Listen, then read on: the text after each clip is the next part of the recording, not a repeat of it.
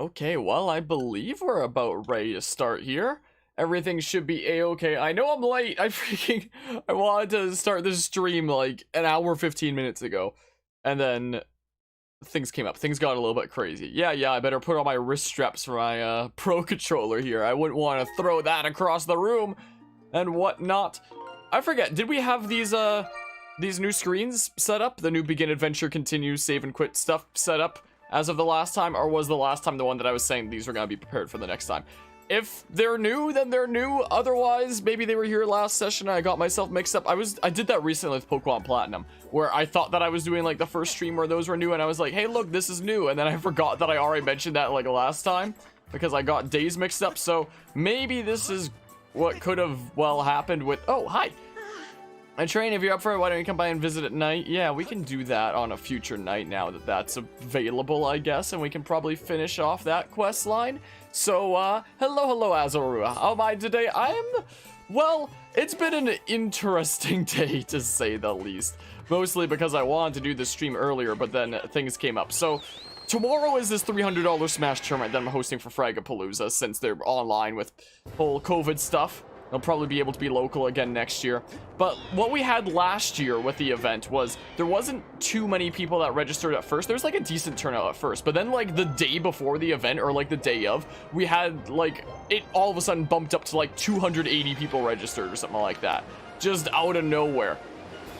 And unfortunately, a lot of them also like freaking DQ'd from the event by not showing up, because apparently there was some other major tournament going on that same day that people wanted to go to or something like that. It was a whole mess last year. And this year for Frag's tournament, right now the concern is potentially not enough turnout. As of this morning, there was 3 people registered. I think there's now 6. So earlier today, I was like, okay, I'm gonna throw together a video, like just a short 2-minute video, tell me more about your day. I was like, okay, let's just throw together a couple-minute video and post it to my YouTube, just in case anybody subscribed to the channel is interested. There aren't any goddess cubes in here. There is. Just in case anybody subscribed to the channel here is interested in playing some Smash and potentially winning some money, you know? Because who doesn't like playing Smash and potentially winning some money? So I started throwing that video together. I recorded it. It was just like unscripted. And as it approached 1:45 p.m. my time, that's the... Wait, what? How do I... Wait, what? 1:45 p.m. on Wednesdays is the time for the next month that I'm going to have, like, Creators Collide episodes uploaded. So, and I already had one that I thought was basically prepared, and... Oh, hi there. Can I, like, set my angle here, and then just, like... What the hell? Oh, man. So as I was, like, getting ready to edit this video and whatnot, I tuned into my channel at 1:45 p.m. and my Creators Collide playlist being like, oh man, let's make sure that video goes up, and then I can go like make a post about that, and that'll be like the Creators Collide upload for the week, and it'll be great. And then 1:45 came, and there was no video upload under Creators Collide. I was like, wait, what? And I went and checked my video, and it looks like the most recent version of it that I uploaded was still a version that still needed like a tiny little thing edited as like a small fix. And I forgot to like re-render it to like upload the version with the small fix, and also the description was completely empty. Yeah, so we can climb up that. We got the rupee medal. While you're carrying this, rupees will mysteriously appear more often. Keep it with you when your wallet feels empty. We can get unlimited items from from Fun Island anyway, so it doesn't even matter. Oh, what the heck is this? No! Wait, is this gonna make a draft that makes me go up? Okay. Okay, what's this then? So, I was kind of frantically... The Creators Collide episode for this week is with Nuzlocke, who's... oh, that's our first evil crystal! I think we can upgrade our bug net with that now, right? Is with Nuzlocke, who is actually the remixer who I commissioned the main theme of Creators Collide from about a year ago. So that's the nerd that's responsible for the whole main theme that we have for that series in the first place. I had, like... the last version of it upload as private and shared with him for him to have a look at and see if there was anything that he wanted to change, and he mentioned that there was something as like a small edit where like he made a mistake in his speech and wouldn't mind there being like a correction on screen. and whatnot. He was like, oh, but I could also just like put it in the comments section that this is what I meant to say during that one moment. And I was like, nah, I'll just re-render it, it'll be fine. And I meant to do that like the past couple days, and I guess I forgot. So I frantically opened the project, and I was DMing Nuzlocke, like, Nuzlocke, do you know where in the video you made like that mistake so I can find it? And then I found it. I was like, oh, never mind, I found it. I'll go ahead and fix that. So at the time that I originally wanted to start the Skyward Sword stream, my computer was busy re-rendering the episode of Creators Collide for today, was the thing. And I couldn't even like open up this project for Creators Collide and start rendering it until I got this 2-minute video done announcing the Smash tournament tomorrow, while like properly talking about it and seeing if anybody wants to register. So I freaking frantically speed ran editing this 2-minute video and making a thumbnail for the frag tournament tomorrow, and then got that out there, and then immediately opened up the Nuzlocke Creators Collide project, did the small edit, and got that rendering as soon as I could. Master Harmonia, I have important information. Your whole upload schedule for today has been completely screwed up. When you struck the crest with the Skyward Strike from your sword, a message from the goddess awakened deep within my memory. Goddess intended this message for you, Master. These are her words. You really screwed up with that episode of Nuzlocke's Creators Collide episode. He who seeks the sacred flames, listen well, for I am the one guiding you from my place at the edge of time. 2 sacred flames remain. Should you desire to possess them, you must obtain the other sacred gifts. For each trial you overcome, you shall be blessed with another gift. Harness the power of these gifts, and let there be no doubt you shall find yourself standing before the majesty of the sacred flames. Now, I give you another melody. It will serve as a key to unlocking your next trial, which will race you within the shifting sands of the Nehru Desert. I call this one Revenge, and it goes Creeper. Aw, man. Or something. I don't know. I'm thinking about that. The episode of Creators Collide for today is actually a Minecraft thing, interestingly enough. But yeah, so I got that rendering, which it's an hour-long video, essentially. It's just under an hour, so it took a while to render. It wasn't too long as like my old PC would have taken, so it was like fast but long, and oh my goodness, the seeing this in 1080p just scaled up with nothing changed. Oh my goodness, some of those loft wings looked like they were staring into my soul, and it cracked me up for a hot second. That one light blue loft wing that flew under Link, I just got like a deep look into its eye, and I was a little bit taken aback. The song you just heard is called Nehru's Wisdom. Use the song of knowledge to find the next trial. Will do. Do I remember where? I think I remember where it is. I think I remember where we do that. So I got it rendered. You have memorized the Nehru's system for you. You can now use dowsing to locate the gate to the next trial. You should set a course for the Nehru Desert immediately. I'm gonna upgrade my bug net first. I'd be able to get some better tumbleweeds there then. My joints like to not cooperate and stuff.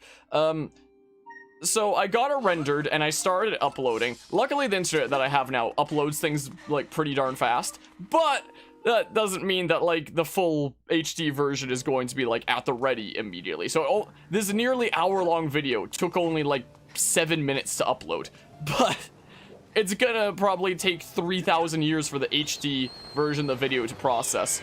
And I don't want to freaking, you know, what is the default quality that it'll have on YouTube before HD is done? Will it just be at freaking 360p until it's ready with the 720 and 1080p versions? I think that's the case, and I don't want to publish this video while it's freaking 360p, because it's right when a video gets published that a lot of people or potentially tune in and whatnot. Joints sound like your knees. Yeah, that's the way things are for me a lot of the time.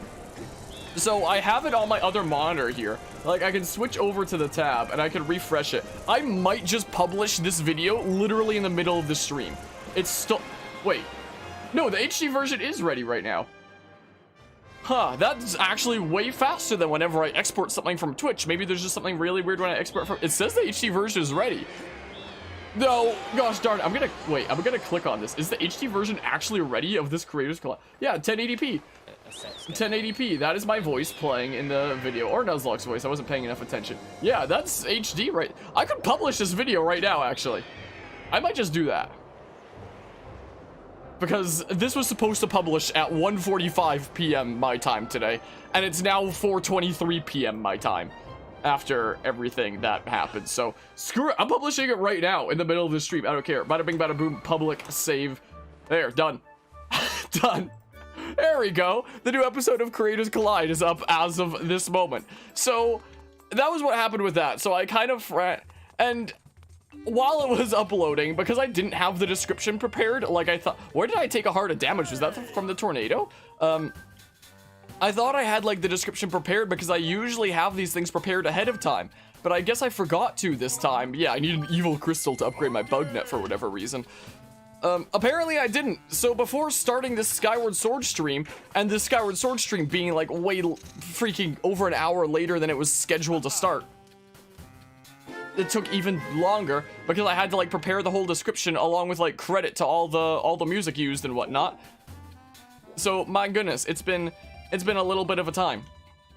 So I I wanted to start this stream earlier, but then I kind of all of a sudden had the need to make a 2-minute video start to finish out of nowhere and like re-render and write all the description and tags and stuff for a 59-minute video, and then I could start this stream. And I started this stream even though that other video wasn't even published yet because I wasn't sure how long it takes to get the HD version ready, and it's apparently ready now, so now that video's ready, I guess. So there's that. So, and it's funny, I want to actually start doing weekly Skyward Sword streams, like actually have a schedule with this, doing them on Thursdays, but I can't do a Skyward Sword stream tomorrow, Thursday, because of this freaking Smash tournament that's going on that I'm gonna be busy with all day, pretty much. So I was like, okay, I'm just gonna like reschedule Skyward Sword to the day before instead. And now the day before, I'm just freaking constantly rescheduling it like 15 minutes later over and over again until I think that I'm done with these two freaking video projects. It's been a mess today.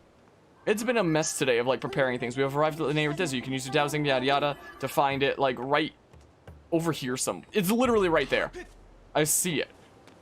Tumbleweed! Tumbleweed! My big bug net, yes! The butterflies are supposed to show me where the thing is. I'm just gonna catch them on my bug net first. Whoops. Yes! Enjoy my playing! Thank you! My goodness. So, that has essentially been my day today. Is how things have been going.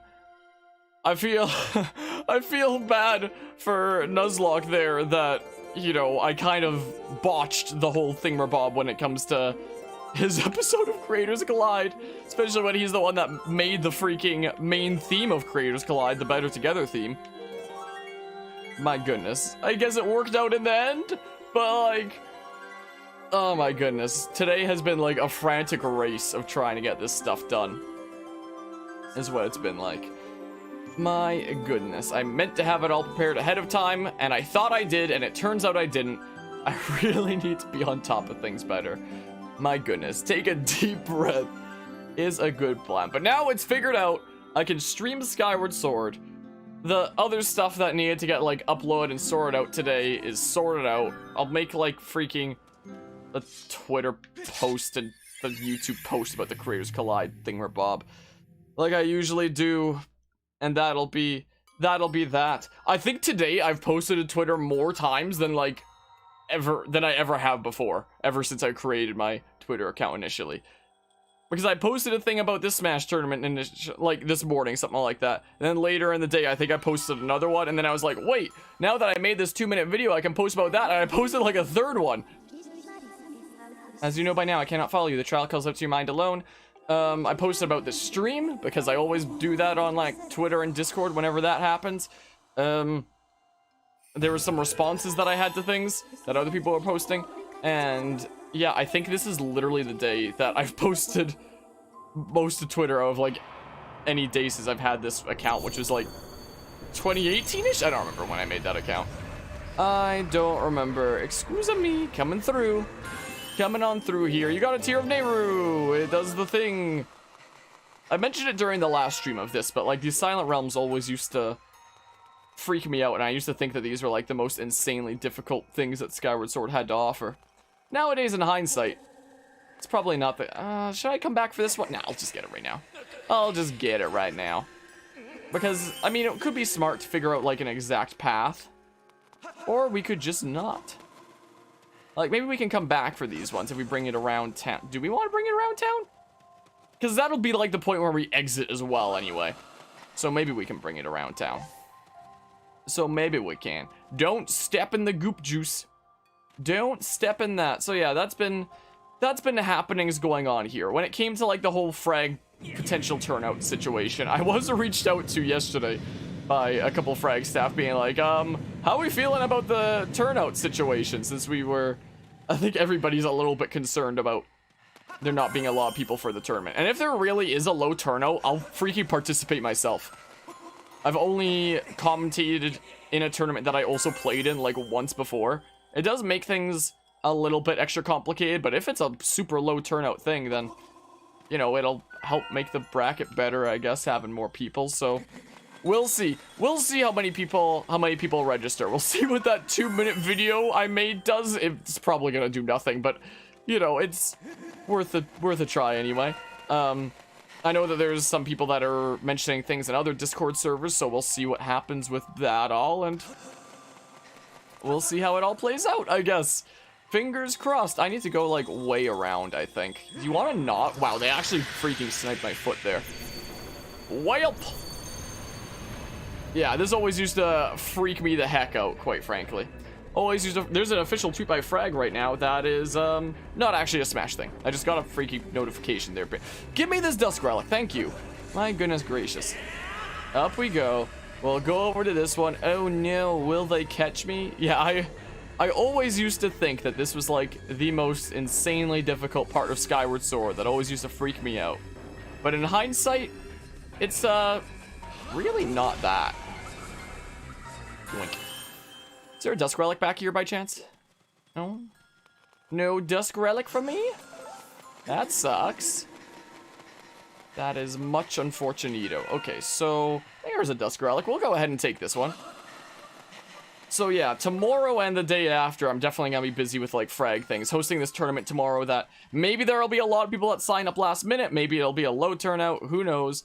We shall see. Either way, I'm gonna be busy with that for a lot of the day. And then freaking Friday, I'm also gonna be doing a Mario Golf Super Rush thingamabob. Wait, how do I get over to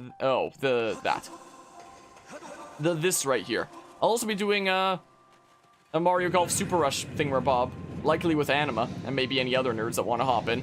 And it'll also be an official frag event. So we'll see how that goes. So things will be busy, I guess. But by the time this weekend rolls around, it'll all be sorted out. Oh, I guess because I'm streaming this, like, for the first time since last week, I can tell the freaking weekend stories here again that I've told during some other playthroughs that we've been doing, but, you know, I haven't told the stories of this past weekend in Skyward Sword yet, considering the last time we streamed this game was last week. So this past weekend we actually spent out at my family's lake cabin, and we wound up bringing the neighbors along out there. They wound up coming along. So we did some tubing for a good while, pulling an inflatable tube behind a boat, and I'm usually not much of one for adrenaline related things, and I kind of hadn't gone tubing in a very long time because of that. I hate how I can't turn my camera while running. I guess it's just in case you want to do, like, a dash attack or something like that. I think that there's just an orb up here, I think is all it is, not one of the actual spears. No, there is one of those. Okay. Don't know what I'm getting mixed up with. Don't know what I could be getting mixed up with there. So there's 4 more. So let's bring it around town. Let's bring it around town over this way. Ayo.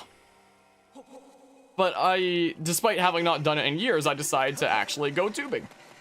And the tube that we have, it can have 3 people laying down or 2 people standing up. So it has, like, a surface where you can have a few people laying down, and then it has, like, an arch, an inflatable arch where if a couple people stand up, you can be standing and grab onto the handles on the top of the arch. So because it's like a round kind of thing, it can roll pretty well. Like, it can go from side to side pretty well.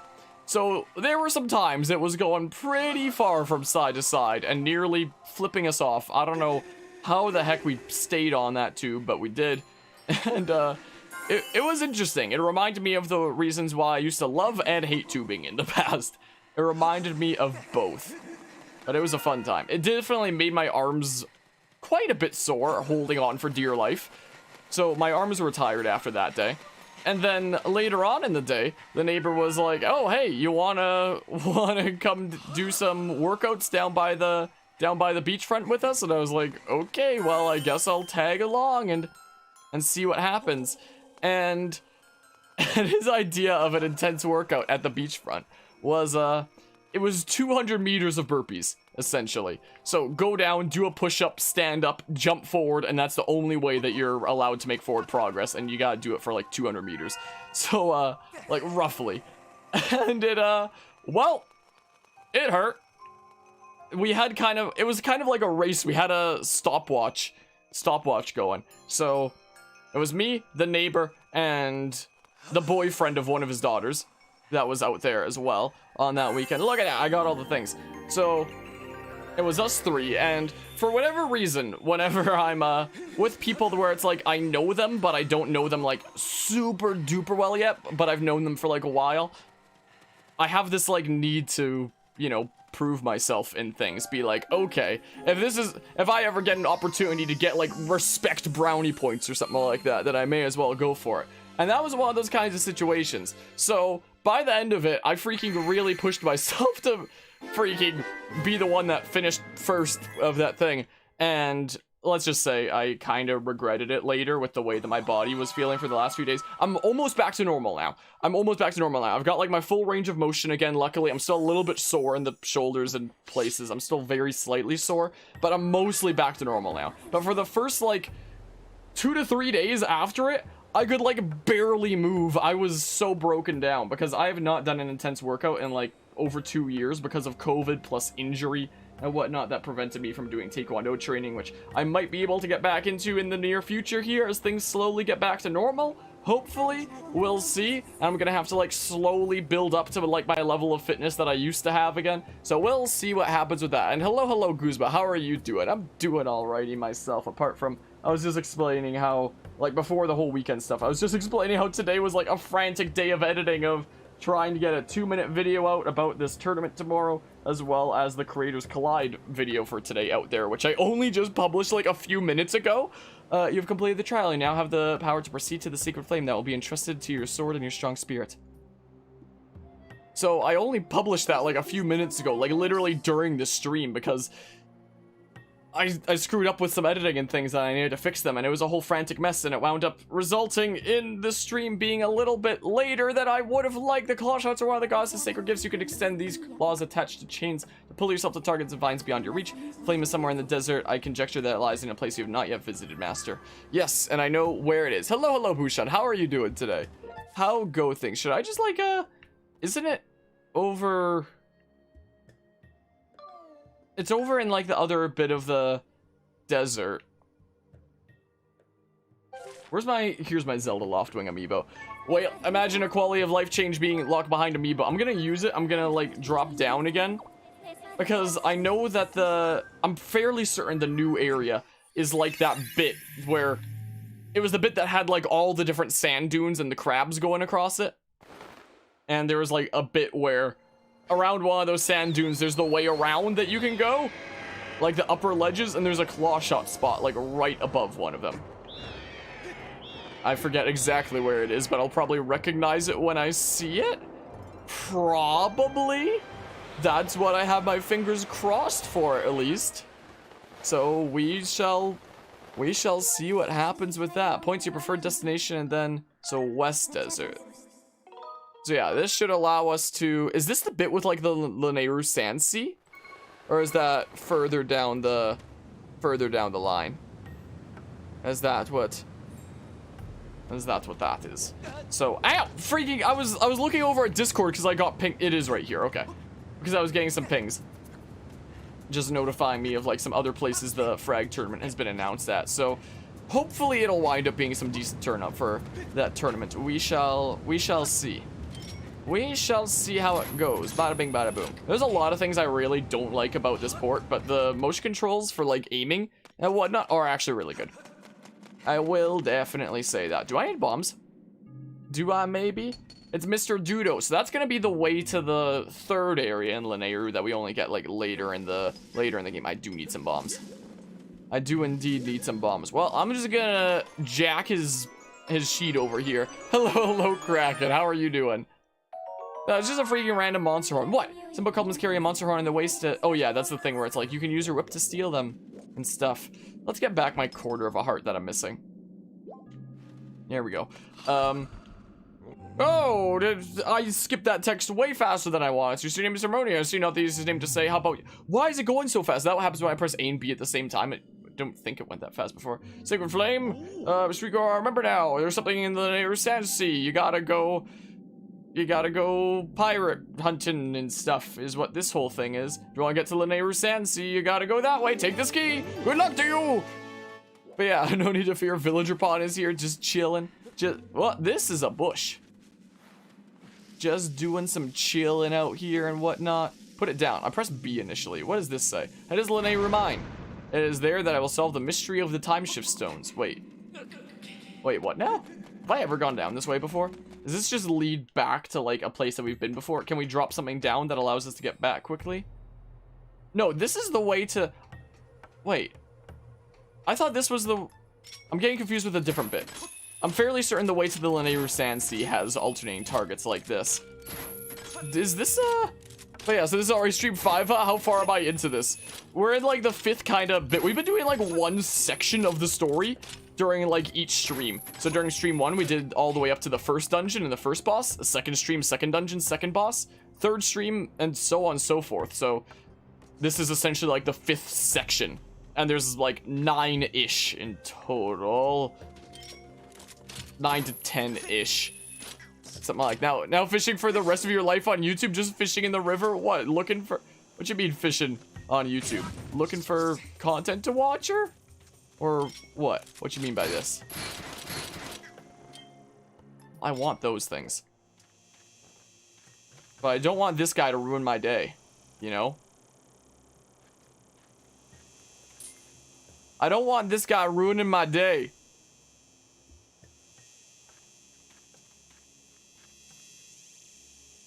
They're noisy. Okay, quiet down. Maybe I should go across to try to get them both. Whoa! I got one! One's good enough, I guess. You're looking for crumbs, goldfish, sweetfish, golden... Yeah, what now? On the lands of YouTube? So I guess this does link back, and maybe it, maybe it winds up leading to a chest. Is the chest something important for me? Why do I have allergies to this chest? What the heck? Just using my trusty frying pan as a drying pan. Oh, another evil crystal. Another one of those things. Nice. Gotcha there. I love how I always keep a whole bunch of memes of any games that I'm playing on this channel, so that anytime I post on like Twitter and Discord that I'm going live, I post, you know, a meme of that game in question. And one of my Legend of Zelda ones thinking about fishing, what am I doing? One of my Legend of Zelda ones thinking about fishing is this one that shows a bit from Link's Awakening, and it's like, I love how Zelda can just go like, go from, oh, look at that, I fished up an empty bottle, and it shows the Link's Awakening on the Switch, all cutesy, he fished up an empty bottle, to, oops, I might have accidentally resummoned Satan, which shows like the Breath of the Wild 2 trailer. Just like, the differences that different Zelda games can go across. Maybe you can play one Zelda game and it's all cutesy like, oh, I fished up a carp or maybe an empty bottle or something like that. Play another Zelda game and it's like, oops, did I resummon Satan? That sucks, doesn't it? Is there just rupees behind there? I don't remember. And that behind that breakable thingamabob, whatever. Doesn't matter too much, right? My curiosity is gonna make me do it anyway. This is what I'm gonna do, quite frankly. Screw it, I guess. But yeah. Luckily, Link does not take any fall damage when falling into endless pits. Yeah, I used that to my advantage when I was doing the boss rush of trying to get the Hylian shield in our Wiimote rifle, Wii Remote rifle hero mode playthrough of this game. Yeah, it's just that. Because I would not have been able to do it otherwise. I janked over the boss that's going to be the next boss that we actually have here. Because I could not deal with like the second phase of it. This one attack that it sent out. using a Wiimote rifle just because I'd be constantly doing spin attacks and I couldn't do the regular strikes that I needed constantly to take it out. So I would just wait out its attack and jump over the edge, and freaking, well, the moment I came back without any fall damage, I would just like shoot its eye with a bow. The moment I revived and tried to like quick scope it, but all the water is evaporated and now the area is a sand of sea. So yeah, I have even used the jumping off the edge no fall damage to my advantage in my my original playthrough of this game. But yeah, signs indicate that this place functions as a port linking the land to the sea. Look at... Whoa, I do have Lake Floria mapped out now, even though I never properly went there. Maybe it's just set up now. If I check the map, if I actually check the map, this area operated on a new form of power. There's a 90% probability that Sacred Flame is located ahead. I recommend exploring the Sand Sea. Hold on. Is that just gotta be part of like the cutscene how it shows up? No, Lake Floria is actually mapped out. We can't keep it grayed out until the end of time after all. Or maybe it just becomes like automatically registered now that we have Lanayru Sandsea, and it's like, okay, to have Lanayru Sandsea, then you must have had Lake Floria mapped out. Wacky. Wacky. But yeah, have I played Link to the Past? I have. I played it on my phone in high school where I 100%'d it. And let me just tell you, the freaking... Using a D-pad on a phone touchscreen in the Ice Temple was literally the most painful thing I'd experienced in a video game in a long time. I hear you. I hear you. Like, it was pain. I abused the heck out of save states. Yeah, one downside of not playing the HD version makes the game look very horrible on your end. I think the original looks better than the HD version. Straight up. I think you're literally playing the better looking version, Kraken. I just move when they're making less noise. I don't know if that's the actual strat. Aha! But yeah, I haven't looked into the whole back in time situation myself. I think it'd be really cool if back in time was in this version of the game, but I don't have any expectations for it to be. But I also haven't done any research on it as well. Keep forgetting people can play these kinds of games on mobile. Yup, on the Nintendo mobile phone. That whole situation. Give me the ants. Yoink. But yeah, it is such a cool glitch. It allows you to beat Skyward Sword in under 10 minutes, among a lot of other wacky things. Among many other things. Hi there. You want to maybe not? Dig spots over there, but it probably doesn't matter too much. This looks like an area that would have a goddess cube, but I don't think it does. So yeah, I have 100%'d A Link to the Past before I was even a content creator. And my goodness, some parts were painful. You could tell that like a D-pad was not intended to be used on a touch screen because your thumb blocks the D-pad, so you just have to... It was kind of like my Oven Mitts Undertale Genocide route playthrough, where I didn't always know what buttons I was pressing. I just would try my best to be pressing roughly the spot that I need to press, and combine that with the Ice Temple, and it was not the best. But yeah, the original looks better than HD. The creator should take a note. It's just more so that this is literally just the original scaled up without changing any of the textures, is all it is. So if you were playing in the original format where it was tumbleweed, where it's a 1080p resolution, then you're not going to notice some of the things that aren't the best of textures because it'll be blurred into a 480p resolution, so you don't get to notice like the finer details and it looks just fine. But if you scale it up into HD and don't actually improve any of the textures and you come close to some things, like this actually isn't too bad, but we've seen some things that are like the most gross looking stuff. And it becomes more, I mean, there's more situations like this where it seems like this is not part of the environment at all, and it literally just looks like it was like freaking slapped on, and we see that with the environments in this game all the time. But with a 480p resolution, you're not going to be noticing stuff like that as much because of the blur of it, because this was clearly designed to be a 480p resolution game. Look at these exact lines where the textures don't even match up in this, which you're not really going to be noticing in a 480p resolution, but you are going to notice in HD. So it's not necessarily that when I say that the original looks better, I don't mean like the original had like better textures and better graphics, stuff like that. Because all the HD version is just the original scaled up. So what I mean by the original looks better is it's just... the problems are way more glaring, you know? What? Did another controller connect somewhere? What the hell was that? So it's just like way more glaring, you know? Like, these do not look like they're a natural part of the environment. They look like they were pasted on. Which isn't that big of a deal for a Wii game. That's pretty standard for a Wii game. But in 2021 on the Switch and a decade later, it's like, what the heck? And what's crazy is that there are fans out there who have made better texture packs for this game. Like, if you play this on Dolphin on your... What is this line here? What is that? What the heck? There are literally fans out there who have made custom texture packs for the original game that you can play if you mod your Wii or your Wii U, or you play on Dolphin or something like that. Like, you can literally play Skyward Sword with 4K textures. Somebody out there has made a 4K texture pack. You can find it if you Google it. So, like, fans are willing to go out of their way to, you know, make these improved, much better looking versions, but that's something that Nintendo can't bother to do themselves.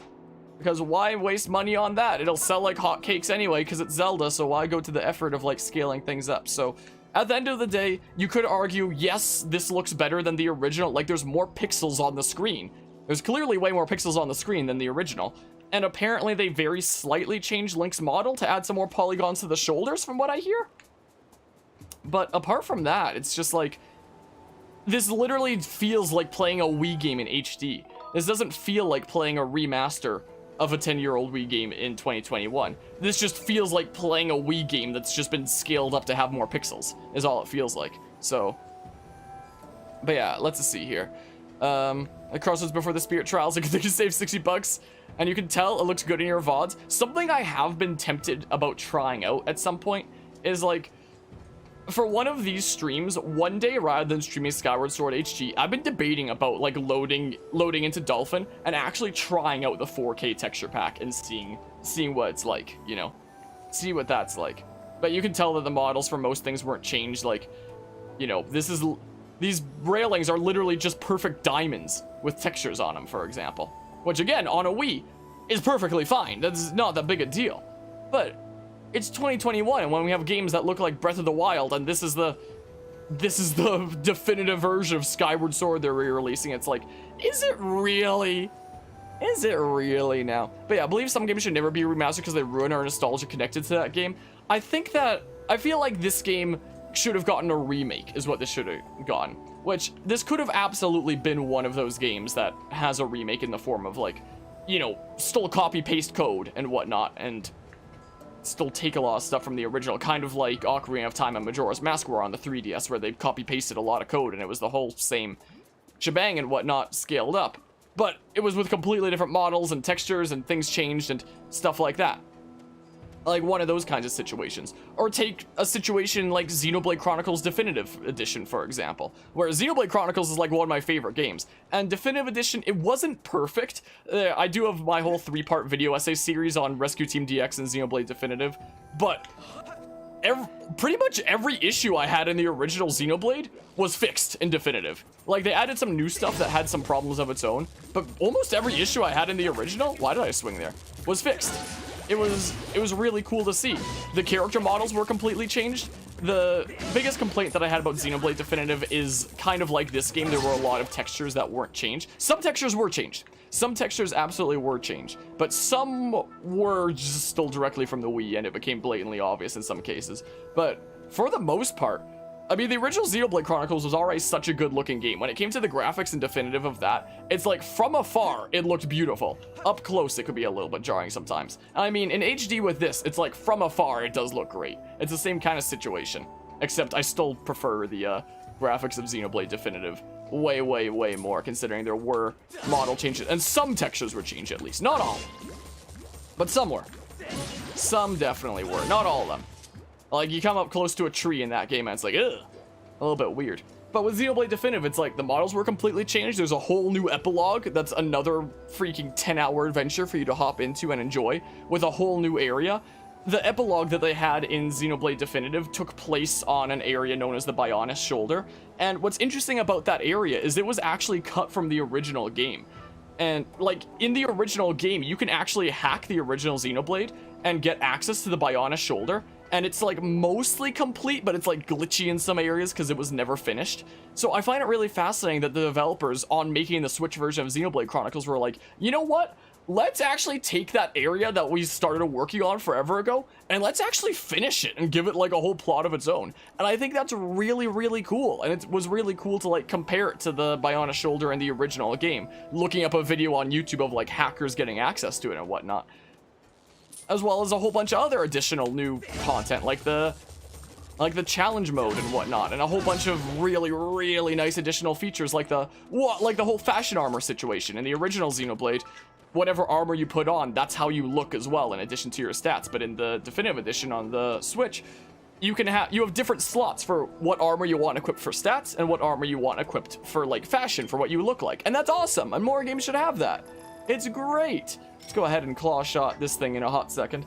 So like I feel like Xenoblade Chronicles Definitive Edition, while not perfect, it's definitely a good example of like, okay, this is like a well done remaster that is absolutely worth my time and money. It has some flaws here and there, but it's still free. It's great. And it's so much more than the original. It's not just the original. It's the original with so much more. Whereas I play something like this and it's like, okay, this is just the original. You know?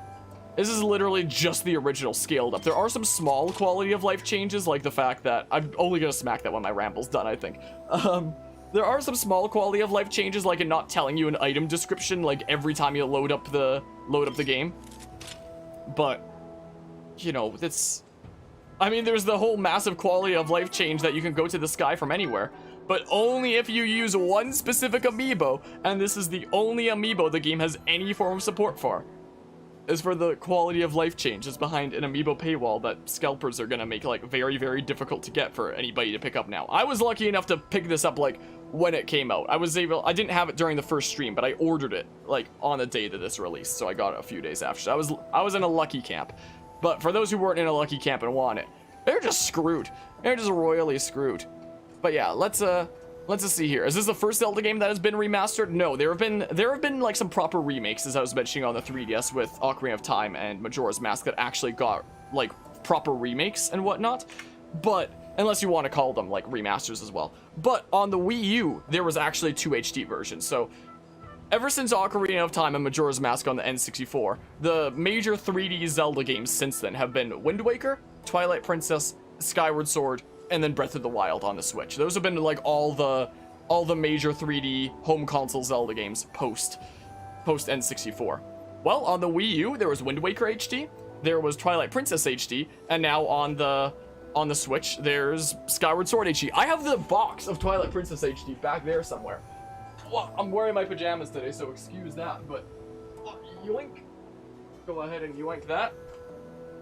Twilight Princess HD on the Wii U was another game that came with like an amiibo kind of thing as well. So like there wasn't a box set for Skyward Sword HD with the Zelda Loftwing amiibo, but there was one if you were lucky enough to like pick one up for Twilight Princess HD on the Wii U with a Wolf Link amiibo. It's just the empty box that's in there right now.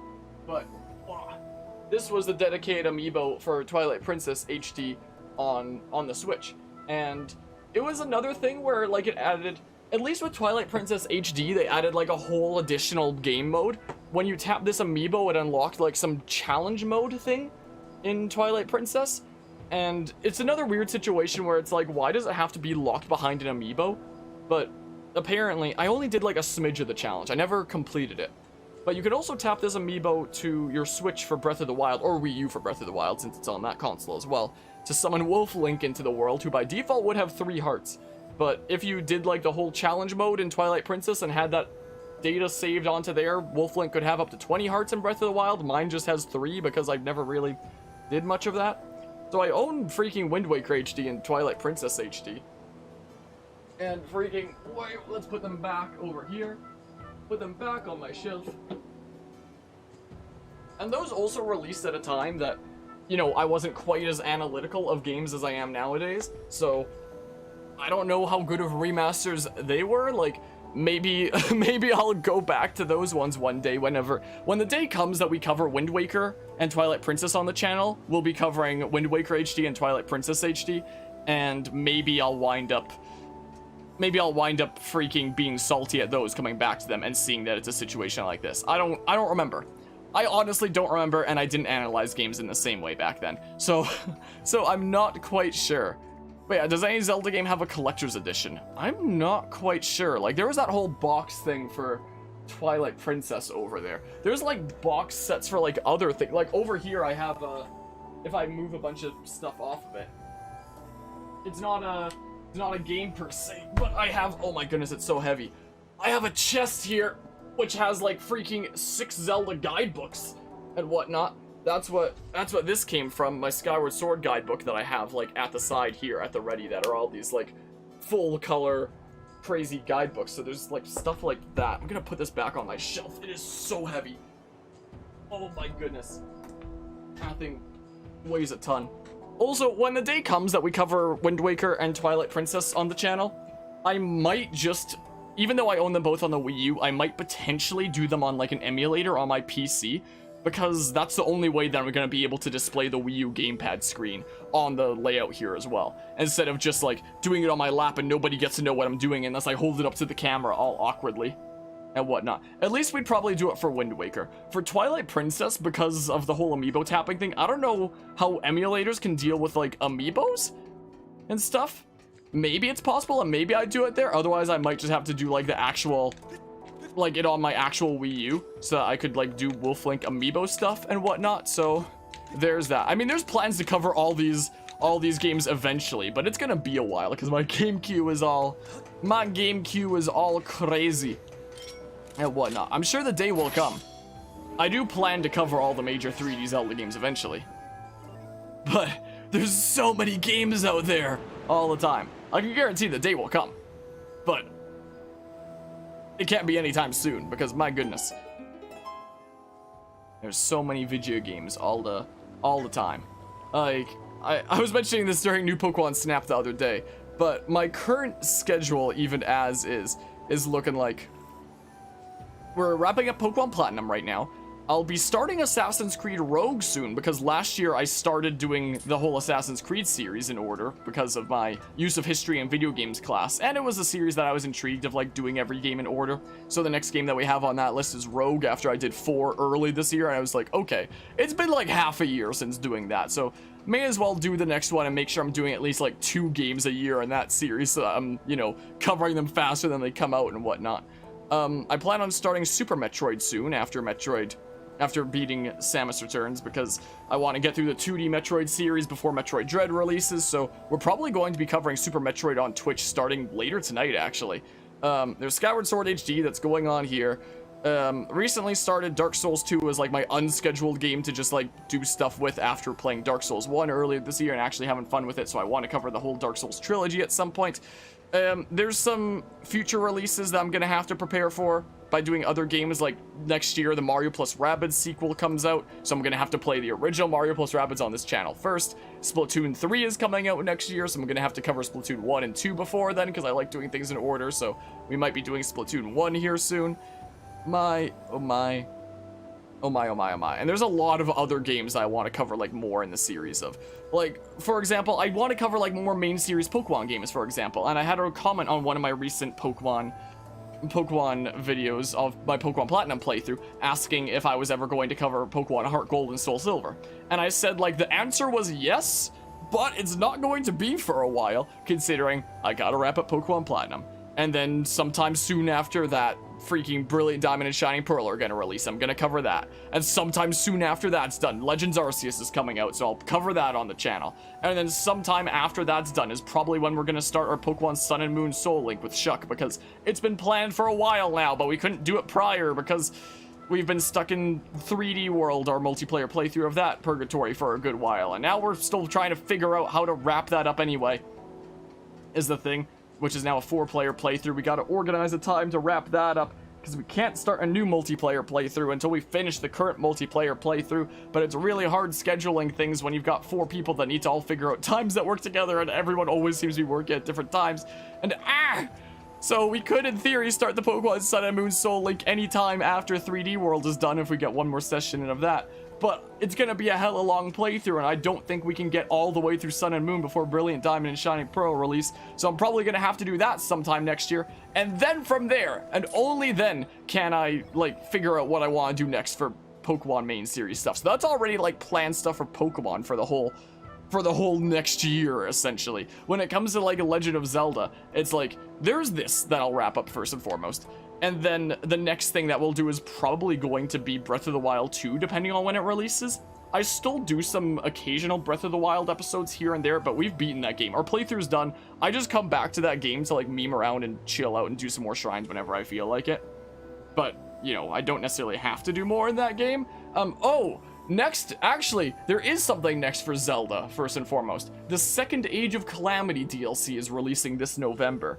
So when it comes to plans for Zelda, there's going to be, wrapping this up, November is Age of Calamity's second DLC. And then sometime next year is going to be Breath of the Wild 2. Maybe there's time to cover another Zelda game before then? One day I want to have covered Twilight Princess HD and Wind Waker HD as well, along with Ocarina of Time 3D and Majora's Mask 3D. And freaking, I'd like to cover A Link to the Past and A Link Between Worlds at some point as well. I don't think I'd ever cover the CDI games because I don't want to hate myself, but yeah, so there's like plans for Zelda stuff. So we'll see how it works out. Maybe there's some time early next year to hop into another Zelda game on this channel. I don't know which one it'd be, but so I can guarantee all this stuff will happen eventually, but it's very in the air and in like weird places and stuff.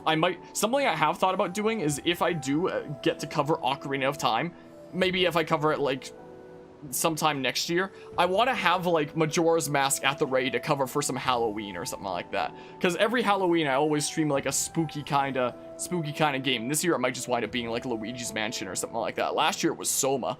But one year I want it to be Majora's Mask. But I can only do Majora's Mask after I do Ocarina of Time first, because I only do things in order and yada yada. So maybe the next main Zelda game that we'd cover on this channel should be Ocarina of Time after all. Then I could have like Majora's Mask at the ready for like maybe next year's Halloween or something. I don't know. It's all in the air. This is my plight of trying to figure out what the hell I'm doing on this channel, what order in a nutshell. But yeah. So there's that. Be doing Twilight Princess HD most likely next winter or summer. Still need to work on Age of Calamity. Are you trying to 100% the game by chance, Kraken? Just trying to beat it? Or, who are you? Some human? What voice did I give for this guy in my playthrough of the original game? I should just give him like the most stereotypical pirate voice, I guess. Who am I? Burst. I'm the proud skipper of the ship that protects Nehru's flame, Fweep. Okay. Let's see here. This isn't that much of a piratey voice. I don't know what the heck I'm doing, but piratey voice would be more like, Yar. It was the day of the storm, Fweep. My crew and I were navigating the seas as usual.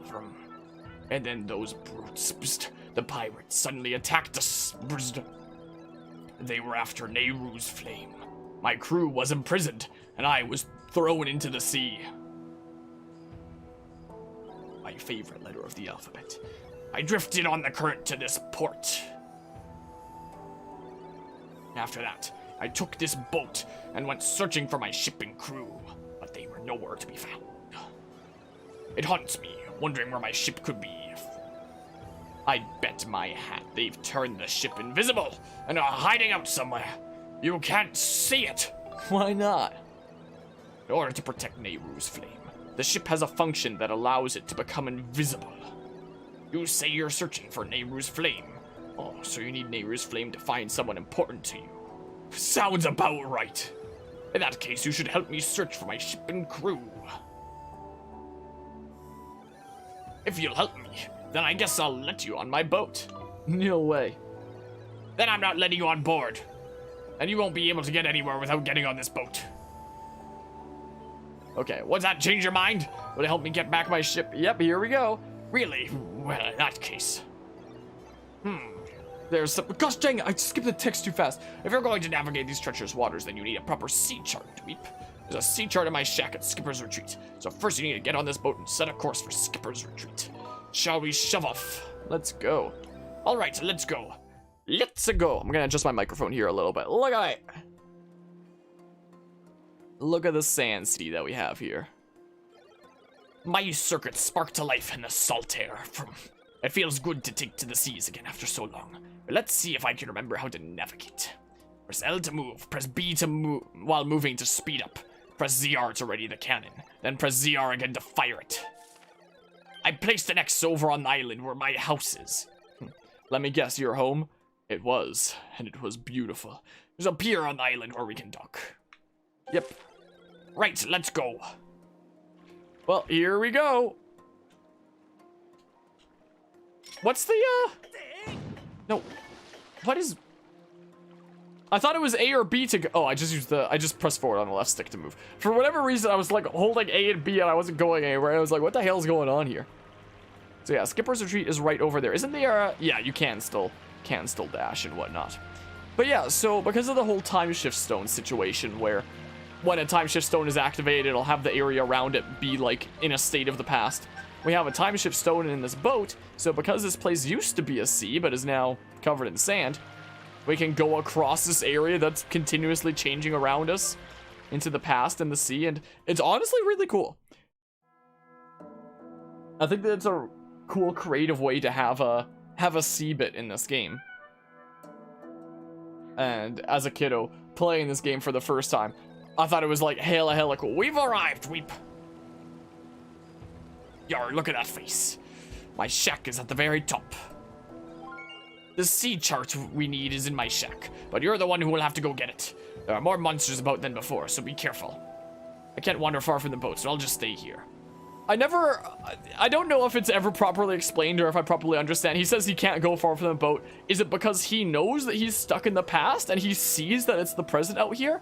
Does he see the whole sand sea? Or does what he sees around him is just like his time period stuff and that's the time? Like, there are some things that I've never understood about how they work, but, you know, I guess it doesn't need to be explained too much, I guess. But yeah, did I just make a Thanos quote? No. This away we go. Oh, look at that. Look at that. But you know what they say. The hardest of choices require the strongest of wills. And luckily I have that right now by taking out that dudo. I really can't claw shot the hearts. Just bumps them. That's lame, isn't it? You want to, like, not? You want to, like, maybe not do things? Okay, well. But yeah, this is one of the coolest areas in the game. I do think that it is rather fascinating. I do definitely think so. Up we go. Up, and away we go. Here's some bombs. You want to, like, not? Darn you. See all the stuff inside the circle as his past, then all the rest is in the present? Maybe. Maybe. He did say that he can't go far from the boat. But I don't think we ever see, like, any characters, like, that are in the past, you know, acknowledge the present around them. I don't think. Like, when we talk with all the bots in the Linnaeus mine, they're just like, what are you doing here? This is a secure mine. You can't be playing around here and stuff like that. So it does make you wonder what exactly things are like. Definitely heard you say, was it your home but it was beautiful? Nope. I don't make Thanos quotes. That doesn't happen. That doesn't happen at all. Am I gonna have to freaking keep on climbing up here? You know, if we get up to a high enough cliff, we can actually say the hardest of choices require the strongest of wills and knock somebody off the edge. And it would be the perfect not Thanos quote. You know? Up this way we go.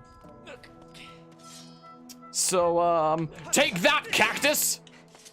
That'll show you. Ant!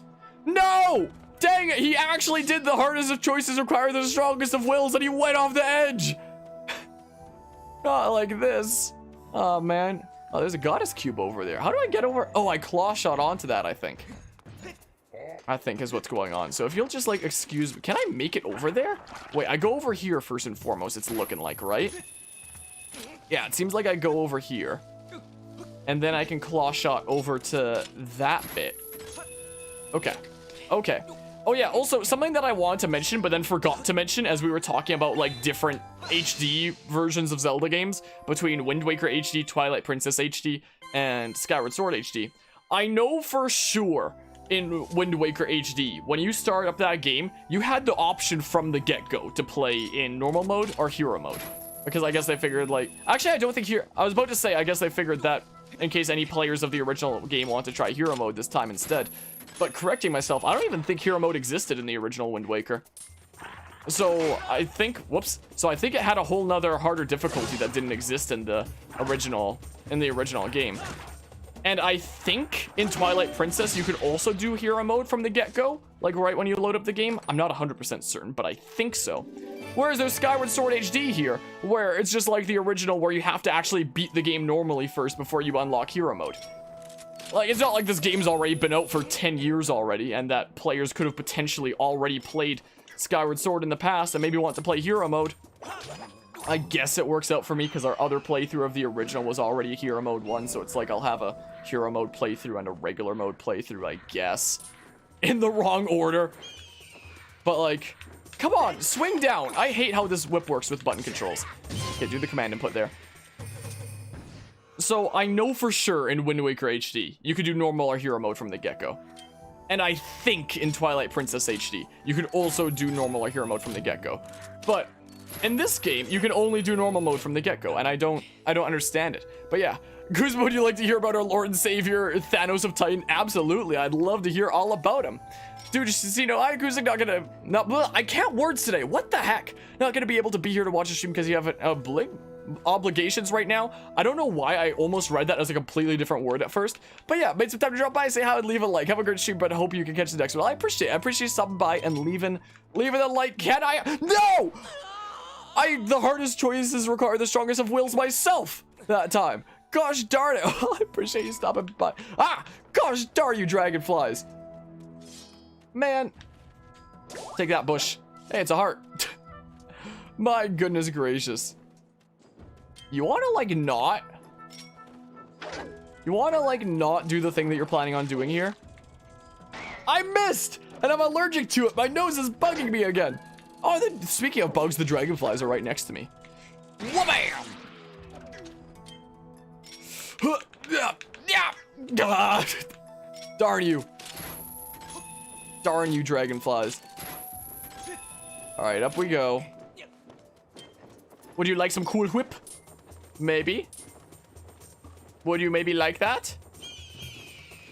Come on, swing it down. And then, I hate how this whip works with button controls. I really don't like it. My goodness, I want to do the finishing blow. I hit the command input for it, but like... No, stamp! Stamp! Swing it down! The button controls with the whip are like a whole nother beast of their own. My goodness. He's the most sexiest living being in all the MCU, that's all you're gonna say. I mean, you're not wrong. You do be a bit of a hunk. Okay, let's see here. There's a lot of things I really don't like about this version of the game, like the whip thingamabob, but the motion controls are good. Those are definitely good. That's something I will give this game over the original, I guess. Because I guess the original is like, it's just a different version. Like, whoops. Like, if I went to motion controls with the Joy-Cons, I'd just be playing the same thing as the original in terms of, like, the motion aiming controls. Like, I'm referring to, like, the kind of Switch controller smart motion and whatnot. Whoops. Gosh darn, I need to hold L to turn the camera because the buttons are, like, weird in this game. That missed, really? Rigged. Rigged. Like, I do love being able to move the controller and have it move like that accurately. Like, that's something really nice about the controllers on the Switch in general, is their ability to do that, which is really nice. But yeah, you do Fortnite dances perfectly without looking cringe. How many people can say that? How many others out there can do Fortnite dances without looking cringe? It's a rare honor. Background music is very calming. Yeah, I like how the music in this area is kind of like, it's calming, it fits the theme of like a sand dune kind of area, but it also has like an aspect of sadness to it that makes you feel like, what happened to this once great ocean that turned it into this, you know? Like, it has that aspect of like mystery / sadness to it that make you wonder, like, how did it become like this? Yoink!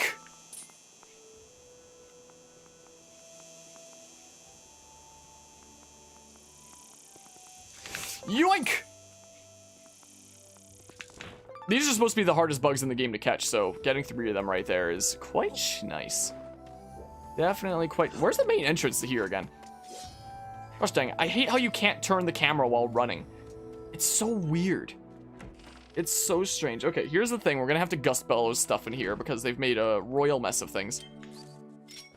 No, not the claw shots. The, Darn it! The gust bellows. Patrick, put your hand on the lid. The lid. The lid, Patrick. Or you look at bits like this and you see, like, the pictures of the way things used to be, and it's like, whoa, how did things become like this, you know? So younger brother wants to know how he can join the Smash tournament tomorrow, or would he have to watch the video to find out? Oh, it's shipped. Gosh darn it! I think I included a link in the description. You can just register on that site there on Smash GG. But something that is important to note about registration in the Smash tournament tomorrow is that to be eligible for prizing, anybody that registers for the tournament also has to register on Fragapalooza's official site as an attendee. And the reason for that is because the sponsors that are actually supplying the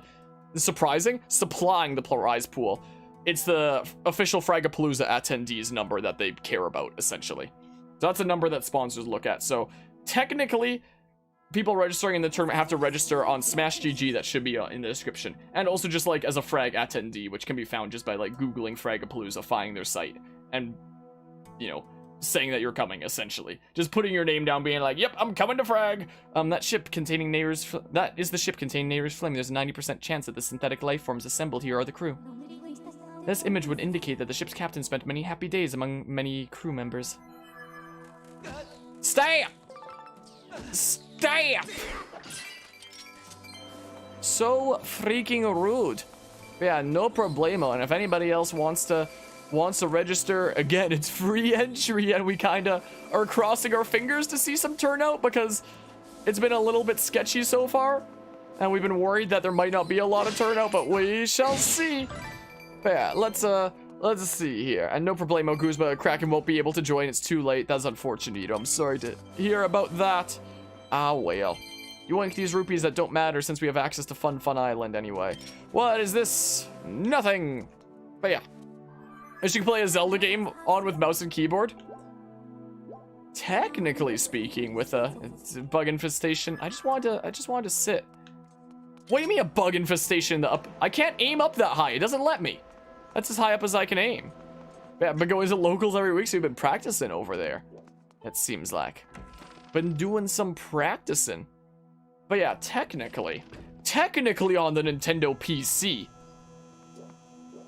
with emulators and whatnot, is technically possible, depending on how buttons are mapped. But I don't know if it's possible with like any emulators to actually, you know, get the camera to work properly with like you moving the mouse around to move the camera or anything like that. I've tried it like very briefly before, and I don't think it works properly because, you know, setting that to the right stick is like weird in terms of like how much it measures different directions and stuff. But maybe it's possible. Oh, there's a bunch of them. Ah, why am I allergic to all this stuff? I don't have my nose give me these kinds of problems when I'm just going through day-to-day life. It's literally only when I'm streaming that my nose is just like, you know what? How about I just become like non-stop itchy all the time? Like you just have like allergies to the game going on here, or to talking. That's like the one kind of variable that's changing, is I'm talking constantly there's a chest over there. There's a chest though. Yeah, don't wind up working that way. Maybe there's like wow, gosh darn it. People have made some interesting custom things for games out there. It is possible that somebody may have made a mod that makes it possible to use a mouse that kind of way. Maybe. If there is, I don't know about it, but yeah, just allergic to you then, Kraken. My goodness, stab. How do I get that chest over there? What the heck? How do I do that? Excusey. I just said excusey. You are so, come on. You're so rude. You are so mean. Did I even have to hop to this one first? I might have just been able to go straight to this target. So, let's see here. Can I just like, nope. Nope. Do I need to jump from higher? Dang it, now I want to get this thing. Unless there's a target I can go onto for that. I don't see it anywhere. If there is one.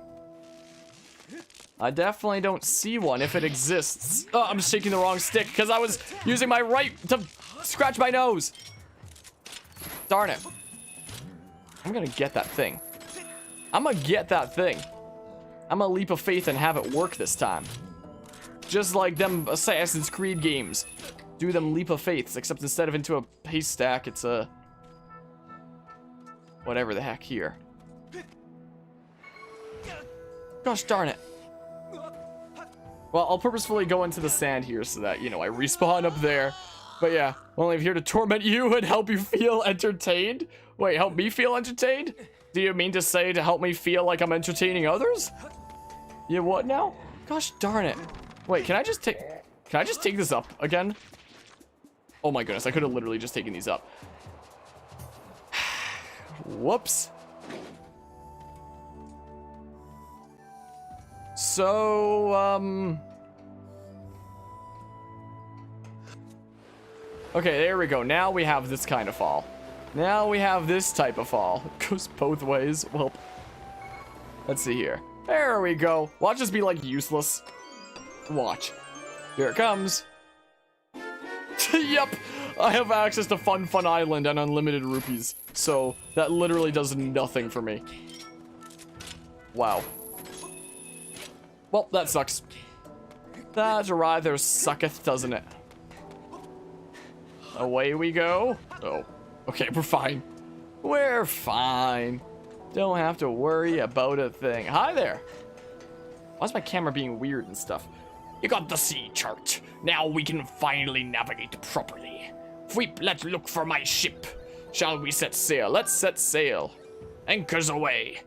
Okay, we're setting sail once again. Open up the sea chart you brought with you, Zert. Look at that. The shipyard is at this location, Vert. Let me mark it with you with an X. My own ex was, well, let's just say she was a bit of a scallywag. The shipyard is where we used to build our ships. My ship was built there too. If you go to the shipyard, you might find clues to the location of my ex. I mean, set sail. You didn't hear any of that from me, though. You heard nothing of the sorts. How many realms are there in this game? There's like 3 main areas of... Like, there's Skyloft that's kind of like your hub area in the sky. And then you have Faron Woods, Elden Volcano, and Lanayru as like your 3 main areas. But each of those areas have like subsections to them and whatnot. Like, for example, the first time you go to Faron Woods, you go to the Deep Wounds, and that's Deep Wounds. I've played too much Dead by Daylight. The Deep Woods, and that's where the first dungeon is. And the second time you come to Faron Woods, you go to Lake Floria, and that's where the second dungeon is, for example. And there's another place with like a is there a third dungeon, or is it just a different thingamabob? Anyway, it has 3 different main areas: Faron, Elden, and Lanayru. But each of them have like different subsections that you explore as the story progresses. So, like, for example, now on our second visit to Lanayru, we're exploring the Sand Sea, since we've gotten that far in the story. But the first time we come to Lanayru, it's just the regular kind of deserty bit. What the heck? I'm getting stuck on all the things over here. So 3/4, I guess, if you count the hub. I guess, if that is the question. But yeah, so for the prefix/sponsor to sign up for... What the heck? We have to put down for that? Huh, what? All you have to... When it comes to registration for the tournament, just have to register on Smash GG and on Frag's actual site. And I was just saying that the reason that you need to sign up in 2 places is because one is registration directly for the tournament, and one is directly for the, and one is what the freaking sponsors look at, and that's like the total attendees of like the Frag event in general. Because the Frag event in general is a 4-day gaming event from August 5th to 8th. Like, it's not just the Smash tournament, it's a whole 4-day gaming event that you essentially need to have a name down for. Hello, Ryu.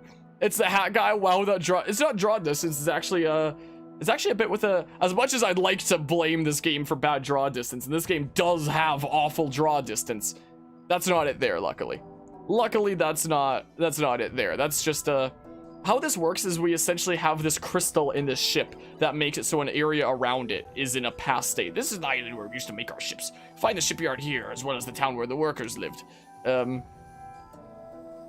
Is the thing. That building is the construction bay.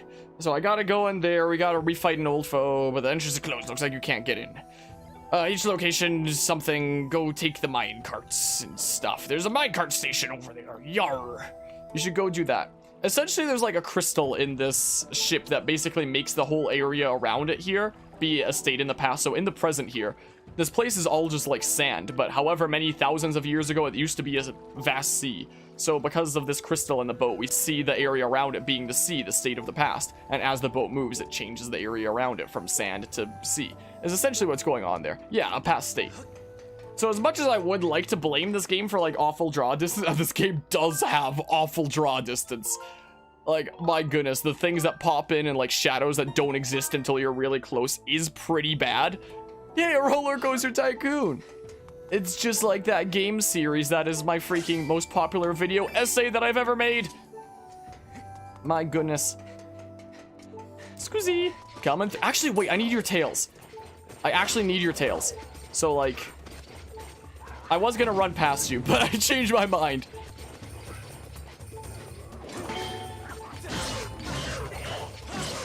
Okay. No, he's gone. Gosh darn it. Darn you. Well, let's see here.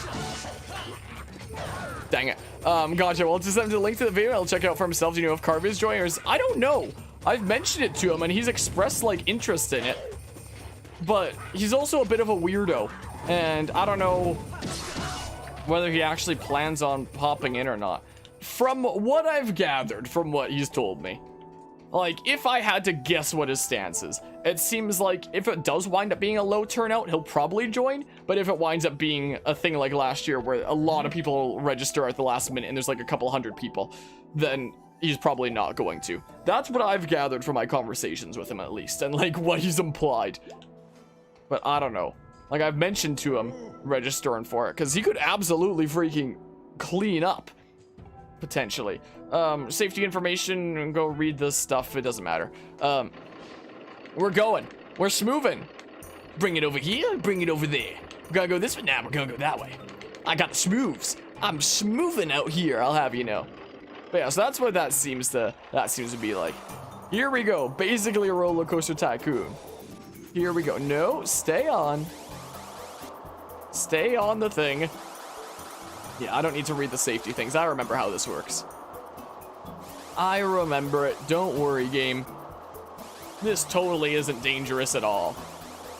Definitely not. This looks hella unsafe. Whoa, we'll just clip through that wall slightly. That makes sense. That's perfectly fine. Wait, there's our first little tutorial minecart thing done. So let's go through here. Ooh. Let that be bugs. Darn you, bugs. But yeah. Gosh darn it. Whoa! If only I could catch them in my net. Imagine. Imagine. So that's essentially what's going on with that. Get it. Here we go. Oh yeah, we be smoothing. We got the smooths out here. Look at him go. Look at that Link man go. He's ready. He's ready to... Oh, I'm not ready though. He's ready to get on going. Steal mine trade from RCT3. Yeah, basically. That's what we've got going on here. One of these days, I want to come back to RCT3 on this channel. Like, when it was released on the Switch after Frontier finally gained the rights to it, I started covering the Switch version on the channel, and I did all of the base game parks, was the thing. So that was done. But what's left is, like, the expansions of Soaked and Wild that I said I was going to come back and do at, like, during my last RCT3 stream, and then I never did. So, I still kind of want to. But I mean, anybody that watched my RCT3 streams back then might not even be around anymore to tune into these ones like a year later. Because it's basically what it's close to been. And I am enjoying my time doing like YouTube streams here and there to like mix things up. Since I usually stream on Twitch. But, you know, it can be a nice change of pace to like do the occasional YouTube stream sometime. So maybe, like, I know that I already plan later this year to cover the freaking Pokemon Diamond and Pearl remasters on YouTube on this channel and on Twitch, like one per platform essentially. Cover one on Twitch, cover one on YouTube, and so that'll for sure be a YouTube stream later this year. But maybe there'll be some decent time between Skyward Sword being done and Brilliant Diamond Shining Pearl being started. Maybe, I'm not sure. If there is a significant amount of time between those two playthroughs, then maybe we'll pick up RCT3 again for some YouTube streams. Maybe. I'll think about it.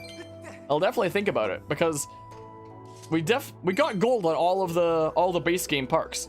So if we do it for Soaked and Wild, that'll be the first time that I'd ever 100%ed RCT3. I've come close to it in the past, but I've never actually 100%ed it before, and we could absolutely do it. Yes, we've arrived at the Shipyard Construction Bay. So that's a playthrough I've wanted to like continue and finish off for a good while, but it's been like a year-ish since my last session, so it's been a while. Yeah, let's see here. With the passing of many years, this structure is filled with sand. I recommend looking in the sand for clues that may help direct you to a location there. But yeah, Planet Coaster's getting freaking awesome new theme parks lately. Is it? I know that when it first released, they were releasing new parks from time to time, but after that, it seemed like they kind of stopped releasing new parks. They would add like DLCs with additional rides and stuff, but not new parks. Unless you mean like user-created parks. Or anything like that, because I know that there's more user-created parks all the time. Planet Coaster's like one of those weird situations on the channel where I started doing like a proper playthrough of Planet Coaster as well. I think we got through like the first couple sets of... Planet Coaster's in an actually weirder state than that. The first time there is a Planet Coaster playlist on this channel for anybody that wants to find it. I first started in like the first ever holiday season since becoming a content creator, where I decided to start doing some of the wintry parks, and we made like a little bit of a winter wonderland in the month of December. That was like December 2018 or something like that that I was doing that. And then it was like the next year that Planet Coaster released a Ghostbusters DLC, so I hopped into it and tried it out. And I don't know if I'm just freaking bad at video games or something, even though I have like probably thousands of hours into like past RCT games, but I could literally not beat that Ghostbusters park without cheating. Like, it just felt so rigged against me. Like, I was constantly bleeding money. There was nothing I could seemingly do to fix that. I had to load up Cheat Engine, and then apparently there was a second Ghostbusters park that I unlocked, and I tried a little bit of it, and I was like, no, this is even more rigged than the last one. I can't do this. But yeah, I gotta head out for now. I have some things I really need to finish. Take care, everybody, and chat. Y'all have a good one. Love to see RCT3 being streamed again. Easily your favorite RCT game. It may well happen. It may well happen. Hope you have a good rest of the day there, Guzma. And whatnot. One day we'll probably come back to it. So when it came to Planet Coaster on this channel, we started doing like a Christmas special, holiday special kind of wintry park. And then we started doing Ghostbusters stuff that was a bit of a pain and a bit of a wacky time. Then we started doing an actual like proper playthrough of things with like the parks in order, I believe. Around when this was summer 2019 that I started doing that. And we got all the way to like the Good Gully Miss Molly park or something like that, Miss Molly or whatever the heck, and there was some objective that I didn't complete, and I said I was going to complete it. I think I said I was going to complete it off camera. Some niche objective that was just going to take time to do, and that was it. And I said I was going to continue the playthrough from there. And then I think I never did. The parks tagged hard in Planet Coaster are a lot worse than just hard. Yeah, it seems very much like... Where is my Planet Coaster, thing? Because that's another game that I might come back to on this channel. That's like one of the few games on this channel that has like, you know, a playlist and playthrough kind of thing. But it's literally all over the place. If I control F Planet Coaster on my playthroughs thingamabob on my channel, where is it? Where is it? It says 1 out of 1 found. It's not showing me where, though. Oh, here it is. Ah, Planet Coaster slash... Oh, yeah, Why? My nose. Planet Coaster slash Zoo. Oh, yeah. I started doing a little bit of Planet Zoo as well. I can't hit the X to get rid of the Control F thing because it's blocked by my other monitor. There we go. Do I have a Display Capture 3 here? Maybe I should add a Display Capture 3? Let's see here. Display Capture. Create new Display Capture 3. And this one is going to be Display 3, which is that one right there. So it's like... Oh, I think very, very early into my... Why is this here? Would this be a later thing? Was this actually my first Planet Coaster stream? When was this? When was this right here? July 2018. Okay, so I guess I did hop into Planet Coaster once just for funsies. Way back. Oh, look at that old layout and lighting and stuff. Look how gross it looks. Also, I should move this under my cameras and stuff so I can still have my camera here. Look at that. Look how things have changed since then. Like, you can tell it's still like a lot of the same layout and stuff, but my goodness, have things Have things ever changed? So that was the summer of 2018. And then we did like a whole holiday thing. So in the month of December for 2018, we start. Oh, look at that old stream starting soon screen. For reference, here's the stream starting soon screen nowadays. For reference. And well, here's the hell old one from when I was a brand new content creator. Yikes. But we did like a mini series of doing like a winter special kind of part. Yeah, the chair definitely changed. That chair that I was in before is now out of the family's lake cabin, actually, where it's still as run down as ever.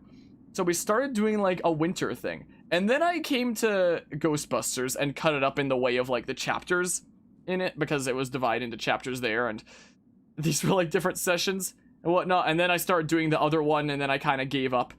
And I think that I never actually finished off this park in 2018. I started doing some things in 2018, but I don't think I actually finished it off properly back then. So I think I came back and finished it off after Ghost. Was this the following? Yeah, this was December the following year. So from December 2018 to December 2019, I finally finished it off. There's part 5, finale of our Festive Funlands thing, all the way after Ghostbusters, funnily enough. And then we started doing the other parks. Oh, and this was a series that I tried out with like YouTube streaming as well, where I did like 1 park per stream. So this one was divided across 2 parks. So there's like Pirate Cove Part 1, Pirate Cove Part 2. Here is this whole stream for the Great Tree. And then oh yeah, I started doing alternating Planet Zoo, Planet Coaster for a little while. I forgot about that. Maybe I'll resume it one day, but I don't know. So like, we did a park in Planet Coaster, and then the next week we do a park in Planet Zoo, and then the next week we do a park in Planet Coaster, and then the next week we do a park in Planet Zoo. Huh. I love how this still says July 2018 to present, just in case I do come back to another park. So like the whole Planet Coaster, I don't know if Planet Zoo is quite for me. I'm not quite sure. I'd have to come back and like relearn the entire game over again, essentially, but... Also, where'd my game audio here go? The hell? Monitor off, monitor only, mute output. Why do I hear nothing? Oh, it's just silent there. It said that audio was being picked up here, though, even though there's nothing there. Okay, let's go back to my Stream Manager tab. So, never tried Planet Zoo. Is it good? I'd say it's good, but it's a very different experience, it seems like. Like, it runs off the same engine, but it's very different. Like, it's been a while since I've hopped into it, so I don't quite exactly recall. There's another frag tweet right now, apparently. So if you want, like, my first-hand, like, experience playing it for the first time, there's those old Shimmish streams, because I straight up don't remember anymore, quite frankly. But I remember there were a lot of things that were really complicated, and it seems like there's a lot more that you need to know in that game, is the impression that I get. It seems like there is a lot more that you need to keep in mind. And, I don't know, some things just felt a little bit strange. Hi, how you doing? Ready for the rematch of the century? How's it going, Mr. Dudo? How is it going over here? I really love the music of Planet Zoo, just like I love the music of Planet Coaster. But yeah, it makes me wonder if, like, when it comes to other YouTube stream shenanigans, like, there's the rest of Skyward Sword HD, which it feels like I probably am going to see this playthrough to the end at this point, most likely. So there's the whole rest of Skyward Sword HD. There's going to be Brilliant Diamond Shining Pearl later this year. One of the two. I don't know which, and the other one's going to go out on Twitch. Is the thing. Hi there.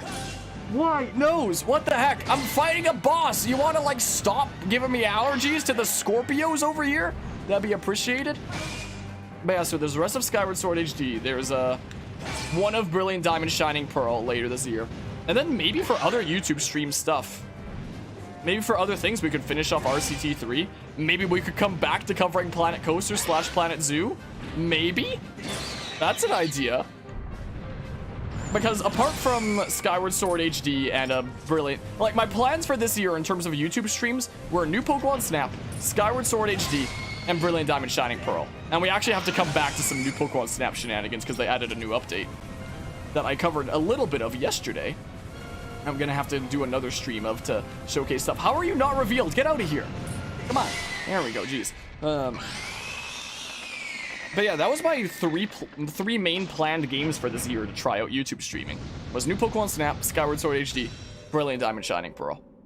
But maybe for some other stuff, we can have it be you know, more RCT3 stuff and maybe come back to Planet Coaster, Planet Zoo. Maybe come back to that format where I would do like weekly streams of Planet Coaster / Planet Zoo, and I'd alternate between the two each week. I forgot I had that going on like very briefly. Maybe we should come back to it at some point after all. Master, it appeared that in the many years that this factory went unused, monsters have moved in and built a nest. And now I didn't even get to read that. I hit B and A at the same time by accident. And my body hates me and is doing weird things, and I apologize. My good gracious. So yeah, maybe we'll do that. Maybe. We shall see. I actually need some Lizalfos tails, so like, because these materials aren't quite as easy to farm. So I mean, how are you doing? How are you doing? I swear, I need to keep on scratching my nose literally all the time. It's so annoying. Just like these Lizalfos over here are real annoying. You want to give me them tails? Oh, I thought that would take you out. It didn't. Where's this tail? There's the tail. They had that kind of thing in high school? What kind of thing, Rob? Sunday physics? Oh, where it's like a weird alternating between other weeks kind of thing, Bob? Maybe. Let's head down this way. Is what we do. Sunday physics, Monday chem. But it would switch or alternate. Shipyard. Because, yeah, I wasn't sure what I wanted to do with Skyward Sword on this channel initially. But now I am leaning towards doing it, like, on a weekly basis. Streaming this game once a week. And doing it on Thursdays.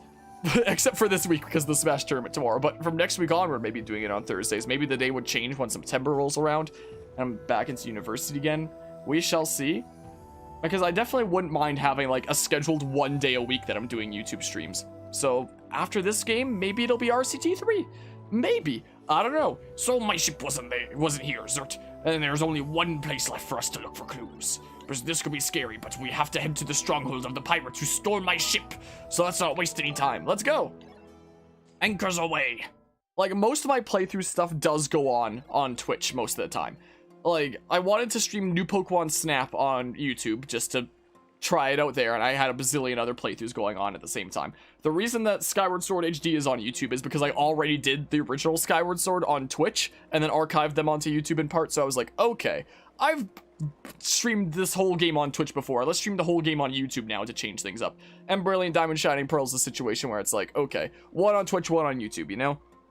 So, I mean, most of my playthroughs that I feel like are best for being cut up into parts are usually going to be done on Twitch, cut up into parts, and put onto YouTube, and not done as YouTube streams. But something like Roller Coaster Tycoon is a really good game to do, like, YouTube streams of, because it's the kind of thing where, you know, it doesn't cut up into parts as easily, because it's just like, here's, like, a few hours spent in this one park, here's a few hours spent in this one park.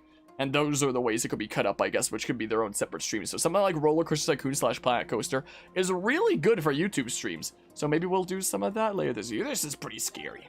I'll turn on my camera because cutscene. The pirate captain is a mechanical maniac. He's got no shortage of evil underlings too. I never wanted to lay eyes on him again. He's so effing ugly. But if we want to take the ship back, then we have no choice, Fuweep. The pirate stronghold is here at this X. Ah, over there. Tighten up whatever you humans have instead of boats and let's get going. Tighten your assholes, lads, we're going pirate hunting. Okay, let's see here. That's all I can think of. When I see the Dudo being like, tighten up whatever you humans have instead of bolts, I can only imagine that is somehow translated to clench your assholes, lads, we going pirate hunting. So, like, that's the only logical thing, right? I can only help but think of that. Alright, let's see here.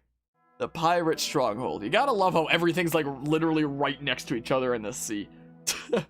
It's not a very vast sea. Everything is just like a quick 10-second boat ride over. Like, oh, here's the ship bay. Here's the pirate stronghold. Here's the retreat. All like right next to it. This is easily as scary as I thought it would be. But if you think about it, they should all be dead. So he is like self-aware of the whole time shift stone. Only reason I'm up about it like this is because of that time shift stone on the boat. So he is aware. So I'm sniffling like crazy. So I have nothing to worry about. I feel better now, Harmonia. So it's time for you to go look for my ship. I'll wait here, of course. So when I said earlier that I don't think any of the characters are like aware, I was wrong. That Dudo's quite aware. Susie! But yeah, that's Jack Sparrow going to take his revenge against the proposal who abducted his ship. That's the plot that's going on here. We gotta find the Black Pearl. We gotta track it down. Gotta track down that Black Pearl. I thought it was around the right side that there was like the main entrance into the thing. Is it actually around the left side? What am I thinking of? Give me that random rupee that I don't even need, but I'll take it anyway. Because that's what pirates do. Stay away from me. There's literally 3 of them here. No! Stupid bat. I thought there was like a side entrance thing. Was there not? I could have sworn. I don't know what's going on here. I could have sworn you went around like the right side here and there was an entrance. You want to like not? Darn you. I hate them. Okay. I could have sworn. Is there not though? Oh, there is an entrance around the right side. It was just down here. In the little tucked away corner is all it was. My goodness. That's what was going on here. Okay, well, I remember now. Imagine if they changed things there. That probably is the way that it was in the original, but I think that it is the exact same, because again, there was an entrance in the right, but imagine if the entrance was completely different. I just didn't know exactly where it was. Looks like it's meant to be a time shift zone, but there's not one there. There's a 95% chance that there's a thing there. There's a 95% chance that you are allergic to streaming this game for whatever reason. So we go through this way, we grab the time shift stone, we bring it all the way through the little course. This is what we do. Hi, friends. How are you doing? I didn't even see you jumping because I wasn't paying attention, quite frankly. You want to, like, not? Well. Hi. Darn it. Well, I'm taking this tail. I'm claiming it for science. Okay, and I need your tail for science too, thank you. Because those are materials that you can't quite as easily farm as some other materials that you may need for things, so... Hi there. Hi, how are you? Whoa. It's so weird. It's so weird. Why is my face doing this to me? Let's grab that time shift stone. That will be right here. I don't need stairs. Stairs are for nerds. It's just like my freaking Assassin's Creed playthroughs. Stairs and ladders, who needs them? It's a time shift orb. Unlike the time shift stone, this device is designed to be carried around and installed at different locations, yada yada. But yeah, The pirates do like finding the booty. They are quite fond of pirate booty. Yar. Is that what I should freaking name this stream after it's done? The hunt for booty or something? The quest for booty. Yes. Link does like him some good booty. With the ultimate simp that he is. What is going on here? Stop! Ow! Hi. I'm taking this now. Thanks. Well, that was a little bit of a mess, wasn't it? That was a wee bit of a mess there. I'm gonna sneeze it. I'm allergic to whatever's in this chest. Holy crap. Gosh darn it. And it's because I can get unlimited rupees at Fun Island, and I literally don't need those. Rupees literally do not matter in this playthrough anymore, is the thing. Oh, I'll take the ancient flower. Hey, look, a flower. I like flowers. I'll always think of that clip from my original playthrough of me saying that, and then being like, oh, I need to scratch my back there, and then being like, hey, I wonder if I need bombs. No, I actually don't need bombs, and then immediately getting blown up. I will always think of that clip. I appreciate it, cute Sai. Hope you are doing well today. Look at that platforming. Now my back is itchy. Why is it's like spreading throughout my body now? I don't know what's going on here. No, there. And we do this. Pull the lever that literally looks like it was just slapped onto this wall here and isn't part of the environment at all. Yoink this, yoink it, thank you. And this way. And there's a 99, Master, I have something to report. There's a 99% chance that you are allergic to Link. This thing will be blocked, right? Yeah, like they... But then we do that. Gosh darn it, I got a little bit too close. So we do that. What are you doing? Why do you want that orb? Get your own. Find your own orb. Get out of here. There, we do that, and then we can do this. What's in this chest? Is it something else I'm allergic to? It sure feels like it. But yeah, they have cursed me. They absolutely have. Freaking, the Nintendo has cursed me for saying bad things about some of their games sometimes. Squeezy!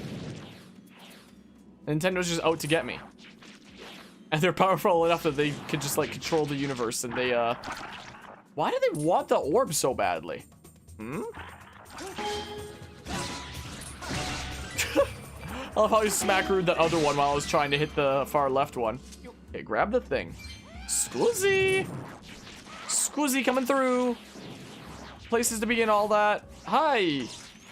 How you doing? Squeezy! Do I need to leave something on this? I do. I do. Apparently I do. But yeah, let's see here. Oh, there's a box right here. That guy's just chilling. But yeah. Yeah, I do quite like the concept of the time crystal. Like Skyward Sword was my first Zelda game that I ever played. Was the thing. And when I got to the Lineiro areas, then what the heck? Like I was really fascinated by that whole idea, quite frankly. Because let's face it is a really cool idea. Yoink. Alright, Squeezy coming through. Jeez, it's like Black Friday out here. Is what it's like.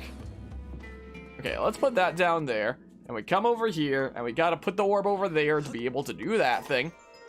And then, what do we get in this? Something else that's useless by chance? Maybe something similar will be in Breath of the Wild too. That'd be interesting. I'd be down for something like that. Considering how breakable Breath of the Wild already is, I'd love, like, I can only imagine how breakable something like Breath of the Wild having this kind of mechanic would be. Because my goodness, I'm not like a Breath of the Wild speedrunner or anything, but I definitely know how to break that game thoroughly in half, and it's great. So if there's something like that in that game, and I can, dang it, somehow use it to break things in half, that would be incredible. That would be incredible. There's so many funny glitches you can do in Breath of the Wild. So many of them. Breath of the Wild is one of those games where it's like, my playthrough is done. The playthrough on this channel has been done for a good while already, but I still can't help but come back to it from time to time just for funsies anyway. Just for the sake of, you know, doing some more shrines, having some fun with some other stuff, and just doing everything in unintentional ways, you know? Can I one-cycle you? Sure can. But yeah, it's gotta be the game of the year 2022. We shall see. We shall see. I have mixed feelings about Breath of the Wild. I have literally a 3-hour video essay on Breath of the Wild called Breath of the Wild is not a masterpiece. Because, that's how I feel. I still think it's a great game, just not a masterpiece. I feel like its gameplay you could call a masterpiece. Like the ways in which it brought new innovation and a new just format in general to the Zelda series and gaming in general to an extent was really, really fascinating. The idea of like, oh, here's all your main powers from the get-go. Now go and do whatever you want. Unlike most Zelda games where it's like, explore until you find the thing. Now that you have the thing, you can do these things, which allow you to get that thing, which allows you to do these things, stuff like that. So I think that Breath of the Wild was like very, very fascinating gameplay-wise, and should absolutely be analyzed more thoroughly in the gaming industry to adopt into more games. Yeah, it's lacking in the story department and in like the music department, in my opinion, with there being like next to no soundtrack in a lot of places. There are some really, really good themes in Breath of the Wild, like freaking Sidon's theme. I could listen to that all day. What a jammer Sidon's theme is. So good. But the reason that I feel like it's lacking with story is because stories naturally are linear. That's how a story is. Event A happens, then event B happens, then event C happens. Like, stories by their very nature are linear. But when you go into an environment where it's a completely non-linear experience, where it's literally just like, you can go and do things in whatever order you want, then you can't really tell a linear story. So what the developers wound up doing was like, hey, instead of actually attempting to tell a linear story in the here and now, let's tell a story that already happened and you just get to learn about it. I think the story of Breath of the Wild had a lot of potential, and I really like the plot of Age of Calamity for a lot of the reasons that Breath of the Wild's plot could have been really good. Whoa, that's a lot of ants! Like, it has a lot of really cool things going for it, and a lot of really interesting lessons. Like, one of the most fascinating parts I found about the plot of Breath of the Wild / Age of Calamity is that, in terms of the story being told, I don't think Link is the main character. I think it's Zelda. Like, Link is the character that you play as and helps make the plot go forward. But I would argue that in Breath of the Wild and Age of Calamity, the main actual character and the plot being told is Zelda. She's the one undergoing development and questioning herself and growing throughout the journey. Link just stays the same throughout the whole thing. That's what his character is Zelda looking at her and being like, whoa, he's always been like so good, but I'm not like that. He's doing all the stuff that he needs to. He got the Master Sword, he's the hero, but I'm failing, and I'm looking at all the champions, and they're doing great at their stuff as well, but I'm just here failing. And I think that Breath of the Wild had a lot of potential as a plot that, you know, basically tells the lesson that your own success or failures aren't determined by the success or failures of others around you. And that's something that I've had to question myself for a long time as well. Is I've had a bad habit of comparing myself to others and being like, oh, look at all these people around me that are doing like so much better. I must be a failure. And that's exactly the mindset that Zelda goes through in Breath of the Wild and Age of Calamity. And I think that's really fascinating. And it could have wound up being like a very, very good plot for Breath of the Wild. The reason why I feel like it misses its mark is because you don't actually get to experience that plot firsthand. You just get to hear about it. The whole unique thing about plots in video games is that they are the only media where the story is driven forward by the actions of the player, and that's really fascinating. But Breath of the Wild was like, nah, let's not have a story driven forward by the actions of the player. Instead, you just get to hear about a story that already happened with these like chapter synopsis flashbacks that you can get in whatever order. So I feel like this story had so much potential, but like really missed its mark for that reason. But for that same reason, I kind of really enjoyed the plot of Age of Calamity for a lot of the reasons that the plot of Breath of the Wild could have been really good. So that's the way that I feel about Breath of the Wild. But maybe Breath of the Wild 2 will actually tell a story in the here and now instead of a story that already happened. And who knows, maybe it'll be something really good, because Breath of the Wild did bring a lot of cool things to the table, but it missed its mark because you never actually got to experience it. But yeah, let's see here. All other Zelda games are known for story. A lot of other Zelda games are. So my ship wasn't here either. And hello, Politico Stefan. Which Zelda games do you believe to be masterpieces, if any? I'm certain you found a clue. You know the place, some kind of thing called dowsing. That's amazing. We'll find my ship. Let's set sail. I used to consider Skyward Sword a masterpiece. I used to. Like, back when I first played it, and for like many years after, I used to consider it. I don't know if I do anymore. Nowadays, I feel like my standards for that, I think that there might only be like 5 games that I'm willing to classify as a masterpiece. My 5 favorite games of all time, which would be Xenoblade Chronicles 1 and 2, Pokemon Mystery Dungeon 2 and 4, and Octopath Traveler. Those are probably my favorites there, because those are like all great examples of games that nail like story, gameplay, and music, or just like have really deep like emotional impacts on me. I mean, it really depends on what how broad I want to classify things. Like, there have been times where I've debated about like, do I want to consider the Sly Cooper trilogy a masterpiece? Like, that's one of the first ever home console games that I played. And like, looking back on them many years later and the way that it structured its plot in a freaking children's game at that was absolutely fascinating, and it delved into some very serious tones, and it was a perfect example of like a beginning and middle and end to a story in the case of the Sly trilogy. And I think that that's very fascinating. So I've debated about classifying. So I don't even know what my classification is a lot of the time. My favorite Zelda game is probably still Skyward Sword, most likely. But at this point, I don't know. I'm in like a weird state where I'm not even 100% certain what my classification of a masterpiece is. Like, I feel like there's a lot of different lenses through which you can analyze games. The main lenses that I look at them through are, whoops, gosh darn it, I'm messing up my buttons, are story, art style / graphics / world / whatever the heck, music, and gameplay. Those 4 aspects. It used to be story, music, and gameplay. I've since abbreviated it, or I've since added like art style / graphics, world, and all that stuff. And I feel like a game needs to like really shine in all those aspects for me to see it like that. I feel like there are certain aspects of games where I can be like, this aspect is a masterpiece, where if I look at Breath of the Wild, I feel like I can call the gameplay of that game a masterpiece in my opinion. I'm hitting it. Here it is. Look at that. I'm hitting the thingamabob. Like, I'll call the gameplay of Breath of the Wild a masterpiece. I definitely will. I'll definitely call it that for sure. for some of my favorite game of all time, for example, Pokemon Mystery Dungeon Explorers of Sky. I'll call the freaking story and music of that game a masterpiece. Gameplay, I'm not so sure. The gameplay could have used a lot of improvements that the PMD series has actually learned from since then, luckily. Playing something like Rescue Team DX, and it's such a better gameplay experience than the old PMD games. So much better. I guess I can keep dowsing here as I get close. Here we go. Come on. What the hell? Where did you go? Where do you come from? Where do you go? Where do you come from, Cotton Eye? Where the heck? What the hell? But yeah, I don't know. The Zelda series is something where it's like, I've been a fan of it for a long time, but sometimes I feel like I'm a Zelda fan who's not meant to be a Zelda fan.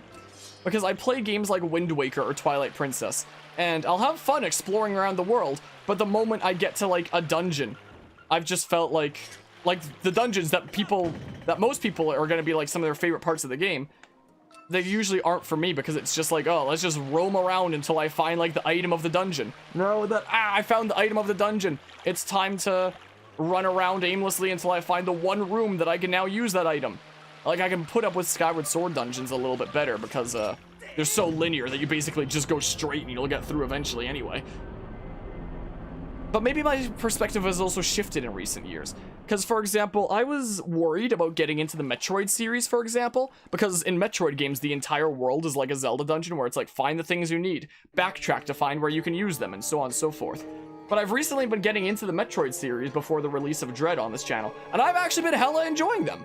So, I don't know, maybe once a day comes that I come back to some games like Wind Waker or Twilight Princess, maybe I'd wind up really enjoying the dungeons a lot more than I used to. Maybe things have changed for me as I've gotten older.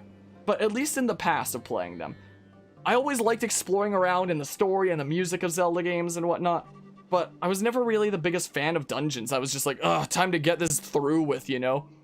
Time to get this one done with. But yeah, you're a Zelda fan and don't really like dungeons either, so I love Breath of the Wild so much. Yeah, I love the dungeons of Breath of the Wild. I thought they were great.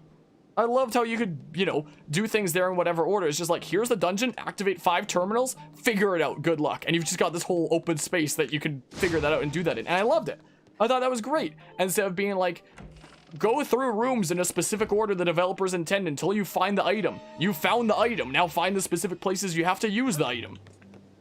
Like, I'm not as big a fan of that kind of format, I guess. So, yeah, a lot of people really didn't like the Breath of the Wild dungeons. I really like them, though. I quite like the Breath of the Wild dungeons, even if a lot of people didn't quite. The hell? Why does this hole just end? I probably did this not that long ago on this channel already from, you know, my playthrough of the original game. Yet I'm already blanking on some things, my goodness. But yeah, I feel like, I don't know if there's any game that, there are some games that I have played that seem to like nail all the aspects, like, of story, music, art style / graphics, and gameplay.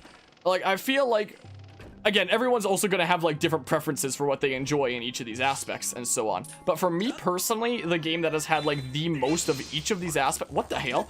The most of each of these aspects was honestly Xenoblade Chronicles 2. Does that actually not go that far? What the hell?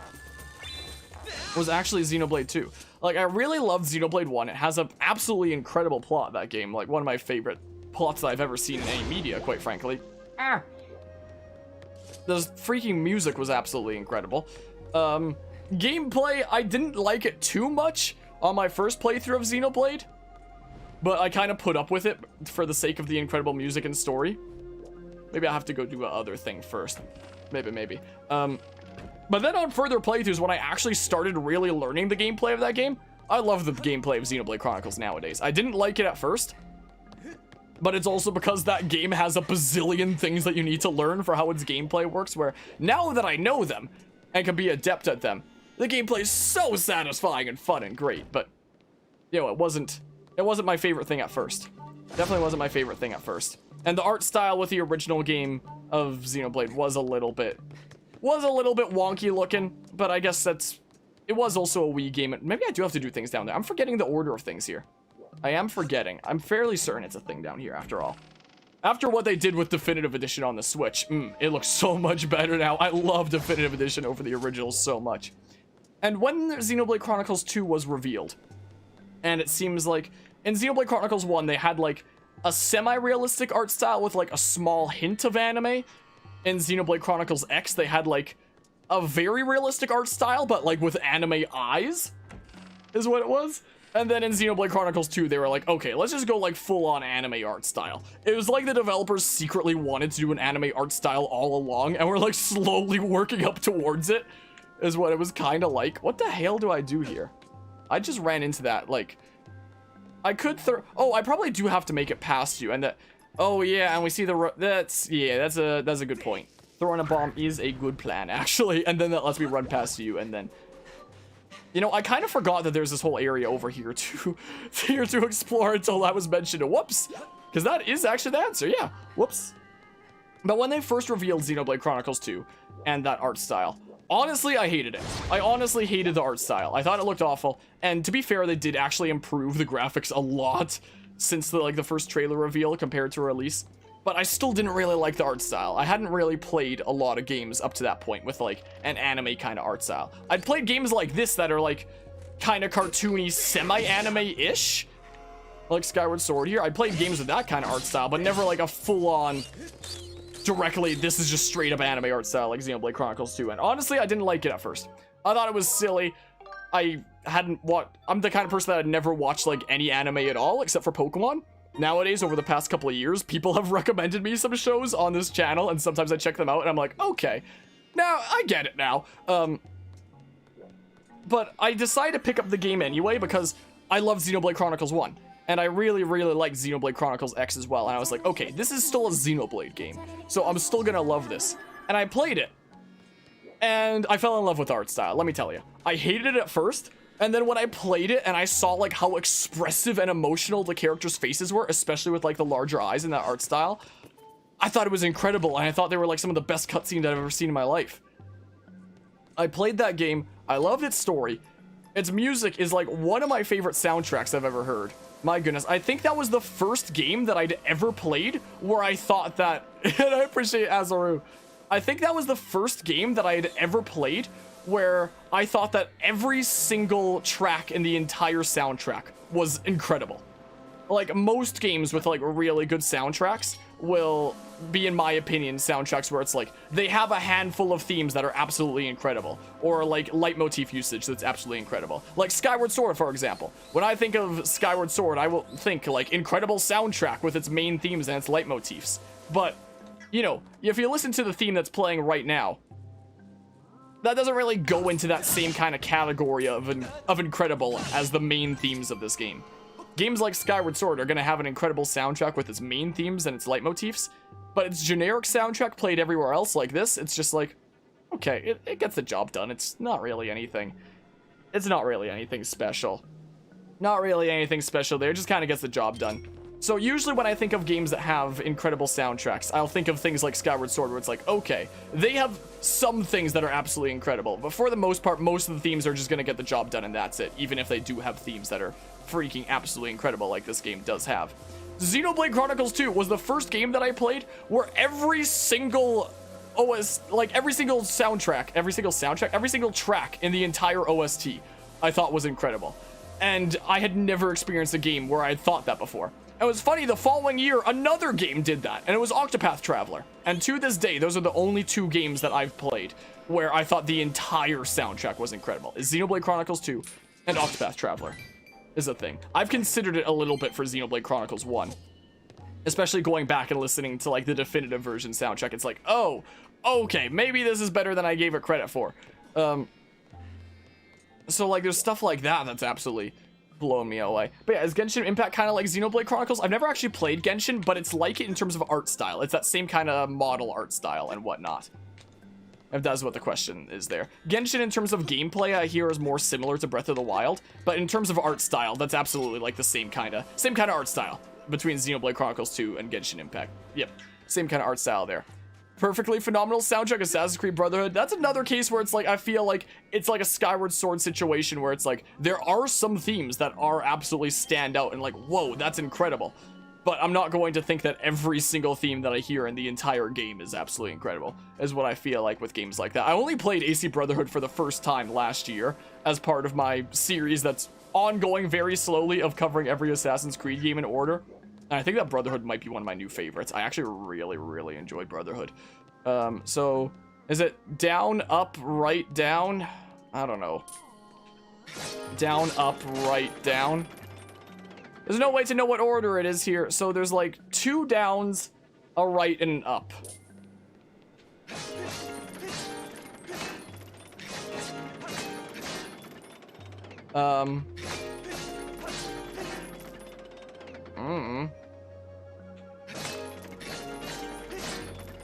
Well, I mean,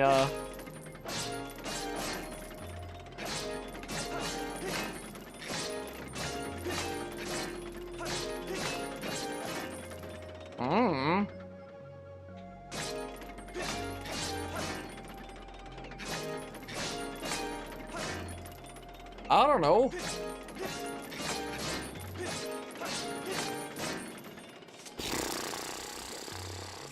But yeah, so I'm gonna consult the tome, honestly. I'm actually gonna consult the Holy Skyward Sword tome, is what I'm going to do here. So let's see. Wow, I actually skipped to like the freaking minecart bit that we were doing earlier, so I'm probably just gonna flip a few pages ahead. So let's see here, the sand ship. Does it say the passcode? So let's see here. Save your game. You can clearly see the puzzle door in this room, but it's covered with barbed wire. Oh, that's a different one then. Ah, this one here. It's filled with sand. There's a series of sigils shaped like wheels. Offers a code. Yada yada. To simplify matters, the code to is down, up, down, right. Gosh darn it, that was like one of the few combinations I didn't do. Down, up. Gosh darn it. Down, up, down, right. Thanks, Holy Tome.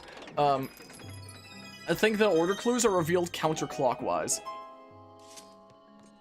Wait. So that's like up the... Oh, that doesn't help me. So let's see here. So if it's count... Wait, but then starting from where? I guess starting from like either one of these sides. If it's like... Down, up, down, right. So yeah, it is counterclockwise like... But how would you know that? How do you know what order it's supposed to... So it is counterclockwise, because it's down, up, down, right. But how do you know? How do you know that it's supposed to be counterclockwise? Unless there's a thing in the other room that says it. Or something like that. I don't know. I don't know. But yeah, anyway. So when I played Xenoblade Chronicles 2, I really enjoyed the gameplay. Looking back at it sometime later, I can see like more of the flaws with it. But like... I don't know, I really, really enjoyed the gameplay of that game, and like I said, the art style captured me in. The story, I think the story of the original Xenoblade was a bit better, but I still absolutely adored the plot of Xenoblade 2 as well. I feel like Xenoblade 2 is the first game that I played where I was astounded by all the aspects of story, gameplay, music, and art style, all blowing me away. Like, I've debated before about being like, should I say Xenoblade Chronicles 2 is my actual favorite game of all time and not Pokémon Mystery Dungeon Explorers of Sky? The reason why I can look at games like Xenoblade 1 or 2 and be like, okay, these are like higher quality games overall in a lot of different ways than freaking my actual favorite game of all time of Pokémon Mystery Dungeon Explorers of Sky. But, you know, Explorers of Sky just had like such a personal impact on me with its story that it's still my favorite game there. If somebody asked me what's the better game, Xenoblade Chronicles or Pokémon Mystery Dungeon Explorers of Sky, I'll say Xenoblade Chronicles.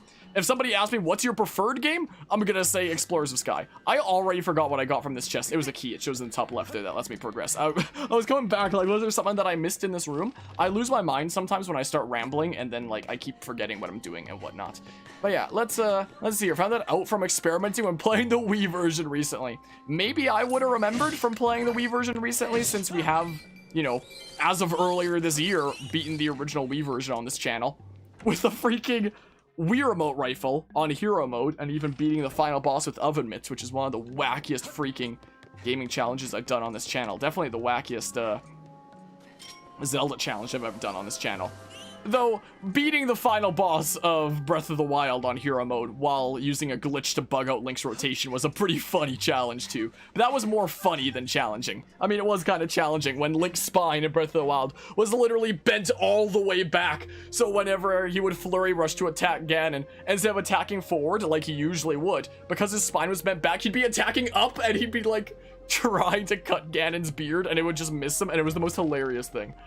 So, I mean, the final boss of Breath of the Wild isn't too challenging, so it wasn't too bad anyway, even with that handicap. But it was funny as heck. Freaking the final boss of this game on Hero Mode with a Wiimote rifle and oven mitts was, kind of funny, not quite as funny. It was more challenging than funny. But yeah, let's just see here. Have I played AC Unity yet on the channel yet? Not so far, but I did play it when it originally came out. And I hear that a lot of the bugs have been fixed since then. I've only played it, like, when it originally came out. And I remember it being as buggy as it was back then. And apparently a lot of those bugs have been fixed, we'll see. But yeah, so we originally started Assassin's Creed on this channel, like, because I wanted to start the series on the channel for a good while anyway. And early last year, I started a class on the use of history in video games, which is one of the most fascinating classes that I've ever been in, quite frankly. And as part of that class, we actually needed to write an essay on a historical video game for how it abstracts the past and the way that it tells history. And our professor recommended to us that we play a game that we were at least familiar with, but not a game that we loved. Because if we picked a game that we loved, then our essay might just be too much about what we love and not being able to, like, analyze it as well. So I decided for... Stamp. So I decided for the game that I was going to write an essay on, I was going to write on Assassin's Creed 2. Because I had heard great things about that game, but I'd never actually played AC2 before. So I was like, okay, this is my excuse to start covering the Assassin's Creed series on this channel. In order, like I had been planning on for a while. How do you deal with this guy again? I guess like that. So it was January 1st of 2020 that we started with Assassin's Creed 1 on this channel. And I wanted to do, like, all the games except for the mobile ones. So, like, all the spin-offs as well. So we played AC1. Then some, like, DS game called Altair's Chronicles, which I think is, like, one of the worst games I've ever played before. It was awful. And we played a PSP game called Bloodlines, which actually wasn't that bad. It was alright. I mean, I never owned a PSP in the past, so it was very different for me. But it was alright. And then we played AC2, and that was the playthrough that I took, like, a lot of time with, because I was analyzing it, because I had an essay to write on it, you know? I had an essay to write on that. Imagine actually writing a essay on Assassin's Creed to submit as a university paper. And fun fact, that's also one of the video essays on this channel. One of my video essays is called How Assassin's Creed 2 Abstracts the Past, and that is the only video essay on this channel that was actually a paper that I submitted to university. The only one of those kinds of video essays. But then from there, I think it was after that class was done, it might have still been during the last little bits of that class, that we started with Brotherhood, and then we went into Revelations from there. And then I was like, okay, we've been going pretty ham in the Assassin's Creed series for a good while here. Let's go ahead and take a little bit of a break. So I took a break, and it was the summer of last year that we started Assassin's Creed 3 on the channel. And we did that. We did all the things with that, including, like, the DLC stuff, and it was a long series because of that. And we then came and did freaking Liberation later, that other, not PSP, but, like, what's the console that came after that it was originally on? I just played it all on the Switch, so it was bundled in with that, but it was originally, don't know what the console after the PSP was. I'm not quite sure, but we played Liberation. I really didn't like it, quite frankly. It was a buggy mess, and it was not the best. Maybe I have to do stuff outside first and foremost, is what I'm recalling here. And then I was like, okay, we're taking a break again. We're taking a break after that. And then we only started, so we did AC3 and Liberation in, like, the summer of last year. And then I took a break for, like, half a year. How's the Pirate King still alive? With the power of dank memes, obviously. I'll hope that away. He's been kept alive for however many centuries or thousands of years, who knows, with a healthy diet of memes or something. What the heck I'm forgetting. I'm not paying attention to things because I'm rambling. But then we took a half a year break and I started Assassin's Creed 4 on January 1st this year. Because I started AC1 January 1st last year, so I was like, okay, January 1st this year, let's start Assassin's Creed 4, because that's my favorite game on the series. That's my favorite game in the series right there. Oh, I guess we can do this. And Assassin's Creed 4 is to this day the only playthrough on this channel that I did in full cosplay. In my closet in the other room, I have my freaking Edward Kenway cosplay. So anytime I stream that game was, I'd slap on the costume. And that would be how I stream that game. So it's also one of the few playthroughs where I don't have this hat for that same reason. So if anybody wants to see me in my Assassin's Creed 4 Edward Kenway cosplay, just find any random episode of AC4 on this channel. And then bam, you'll find me wearing that. The only two cosplays I have are my Enharmonia cosplay, which I'll wear if we cover Pokemon Black and White one day. And my freaking Edward Kenway cosplay. And it was fun to wear that, quite frankly. I'm not gonna have one for the next game. Because that's the only AC cosplay I have. But yeah, so we shall continue with Rogue here in the near future. Because I did AC4 at like the beginning of this year. Was the thing. So it's been basically like another half a year break, essentially. Is the thing. And you know, I feel like I should be covering at least 2 Assassin's Creed games per year if I want to like actually hope to have every AC game covered on this channel eventually. So we'll be hopping into Rogue very soon here for that reason. And then sometime after that will be Unity. And because I've been playing a whole bunch of like bigger games in the series on like January 1st, starting out different years, with starting AC1 January 1st last year and then starting AC 1st January 1st this year, I'm thinking I might start AC Unity January 1st next year is what I might do. I remember trying to make this jump in the original game and not making it, and I guess that's why. But yeah, which platform have I played all the AC games? I haven't played all of them, like, in the past. Like, when it comes to on this channel, we've gone up to 4. And we'll be starting with Rogue soon. But even without being, like, a content creator and playing things on my own time, I haven't actually played any of the new trilogy. I own all the games except for Valhalla. I don't own that one yet, because I can just, like, pick it up at some point, I guess. And, what the hell do I do here, then? There's gotta be a reason for lowering this, and you think that I go through here, and I think I recall this exact same point stumping me in the original game. I'm fairly certain it did. I'm so confused. I'm actually so confused here. So, like, the latest game in the series that I've actually played myself outside of content creation was Syndicate, and I never actually beat it. I played, like, half of Syndicate.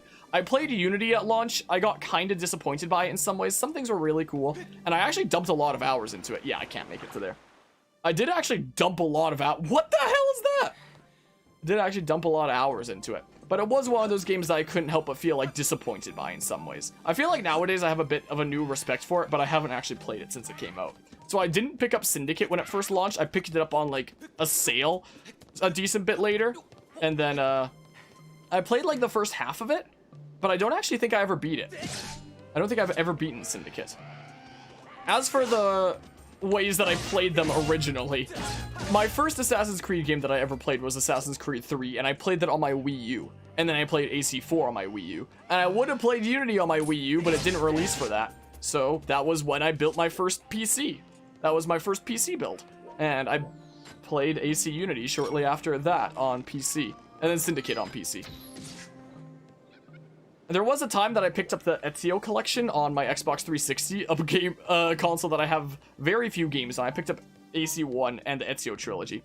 So I own all of those on my Xbox 360, but I played AC1 and beat it, and then I got halfway through AC2, and I got, like, really bored of it, and then I put it down. And then when I came back to playing AC2 on this channel last year, I really, really enjoyed it. And I don't know why the heck I got so bored of it all those years ago. Like, I was playing that, like, why did I think this was boring? This is great. Like, I really, really enjoyed AC2 there. I can't go through there. What the hell am I doing here? Like, I'm getting lost in my rambling, and I don't know what the heck I'm doing anymore, quite frankly.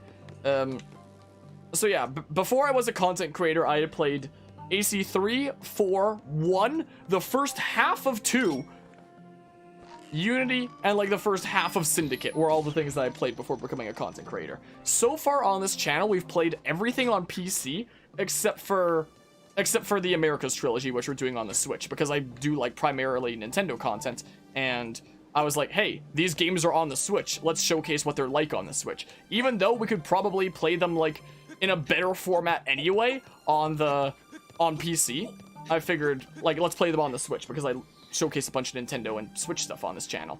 So we played AC3 and Liberation on the Switch, and that's how we played AC4 as part of the Rebel Collection. Where the heck did that thing go? It went over there. So do I need to hit, oh, I need to hit another target and bring that one over here. Gotcha. It makes sense now.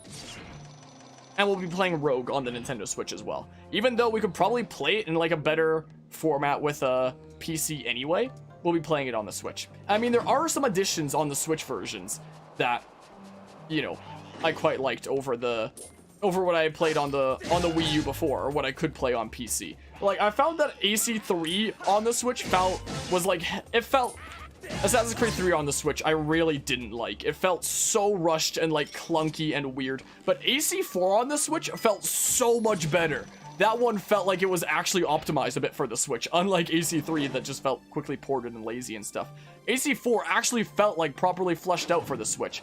And when you're aiming with like the ship's cannons or with just your pistols, it uses the Switch motion controls. It uses the Switch Smart Motion as well. And it did it really well, quite frankly. I really quite enjoyed it. We're gonna have to turn that and then press that in so we can do that whenever we want. So I'm really looking forward to covering Rogue on the Switch here, like starting next week. Good job!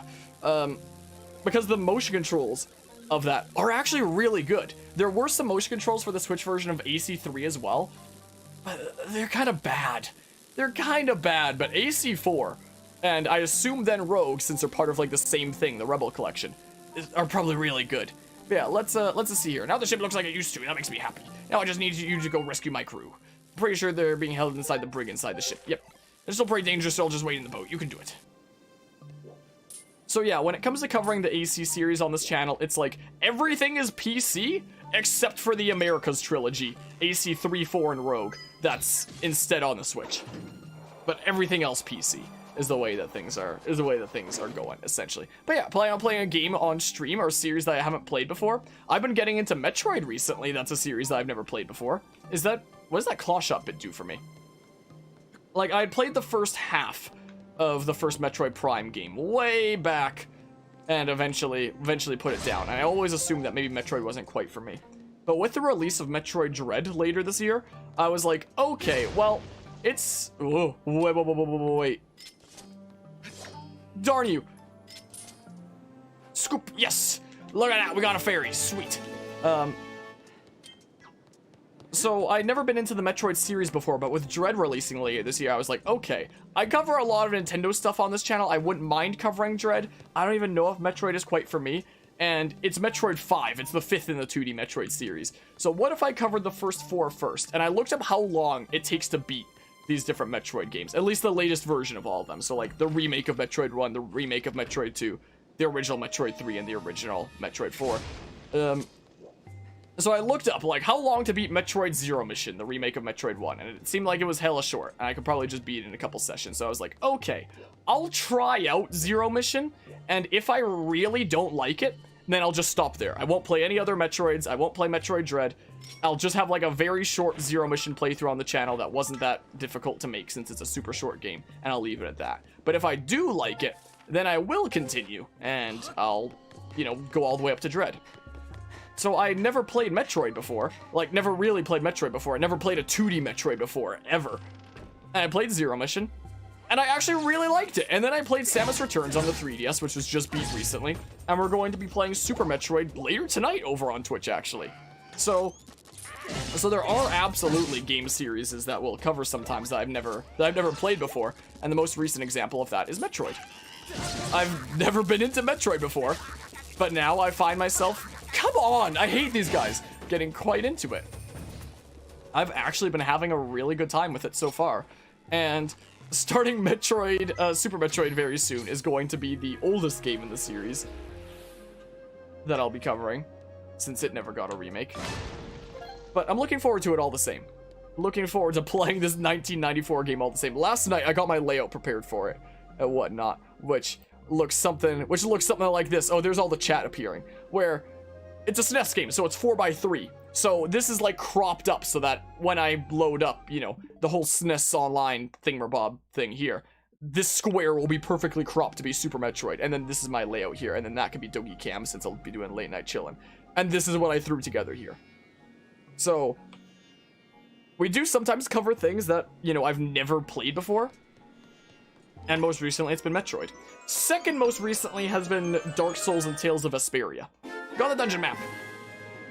Because there have been some very, very generous Mad Lads around this channel before that have made a lot of this equipment possible, like a good capture card, microphone, pop filter, these lights, freaking my newer, fancier graphics card that I'm using nowadays, stuff like that. Should I go hit the thing again? Maybe I should hit it from somewhere else. I'm not quite sure here. If I need to smackaroo that from somewhere else. I guess I'll go smackaroo it from there again. Wait, unless I need to, like, do this, I'm recalling. So for the month of May, I decided to do what I called Mad Lad May, where some of the crazy financially generous Mad Lads around this channel could request a full playthrough of me. And Guzma, who was here in the stream earlier, requested I play Tales of Vesperia.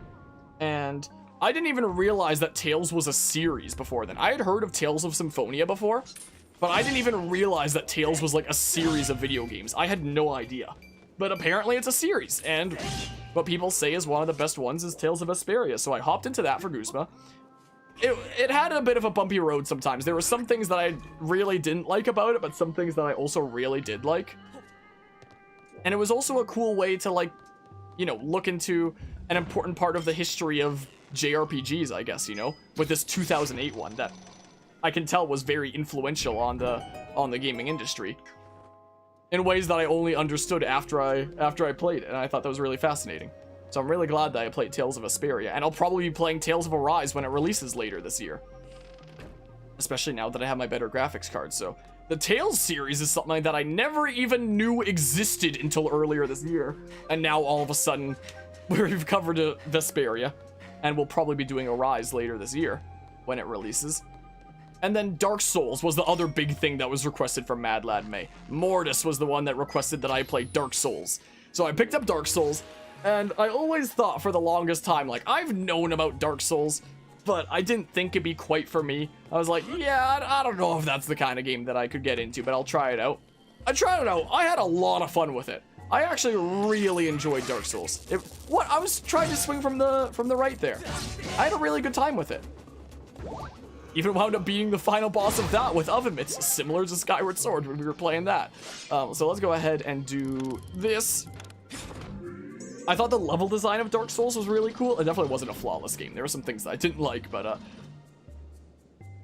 like, it was really fascinating from a game design standpoint and level design standpoint. Because the way its world was constructed was like with your main hub in the center, and then everything eventually somehow connects to that hub.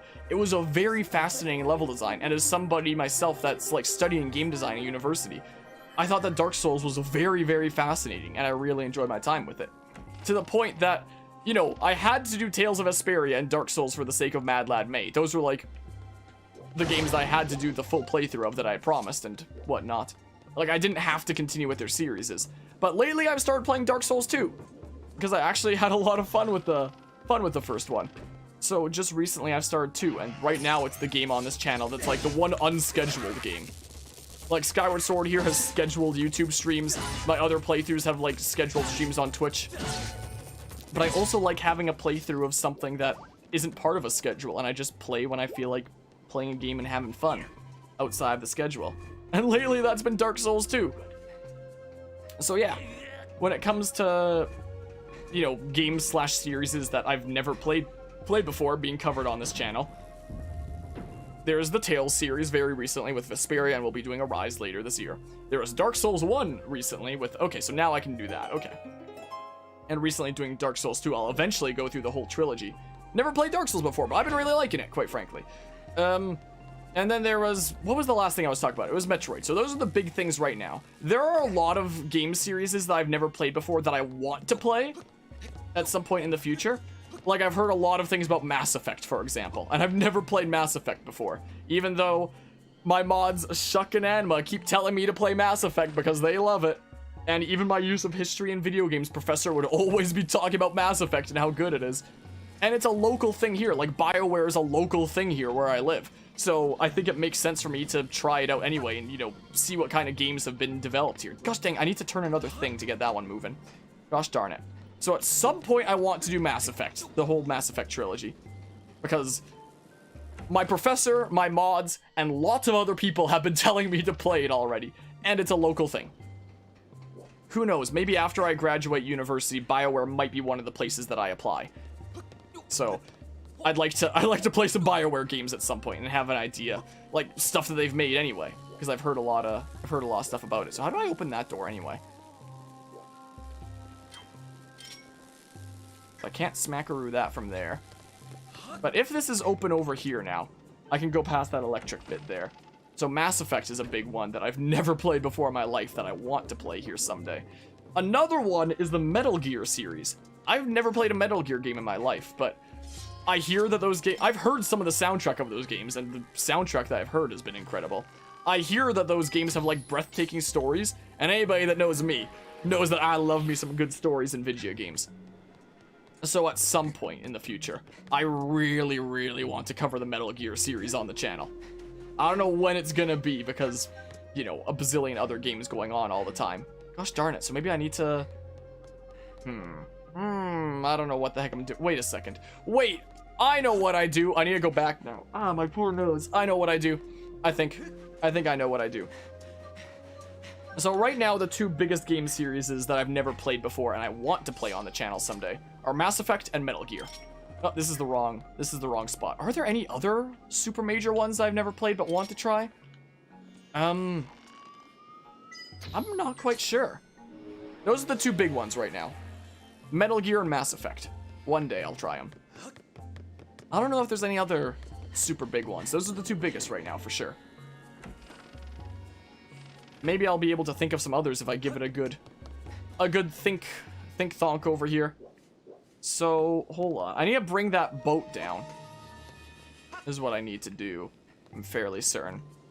Yeah, let's just let go there. So let's see. Let's see here. Can I... Gosh darn it. So that boat needs to already be down? Oh, that's annoying, isn't it? Well, I guess I'm,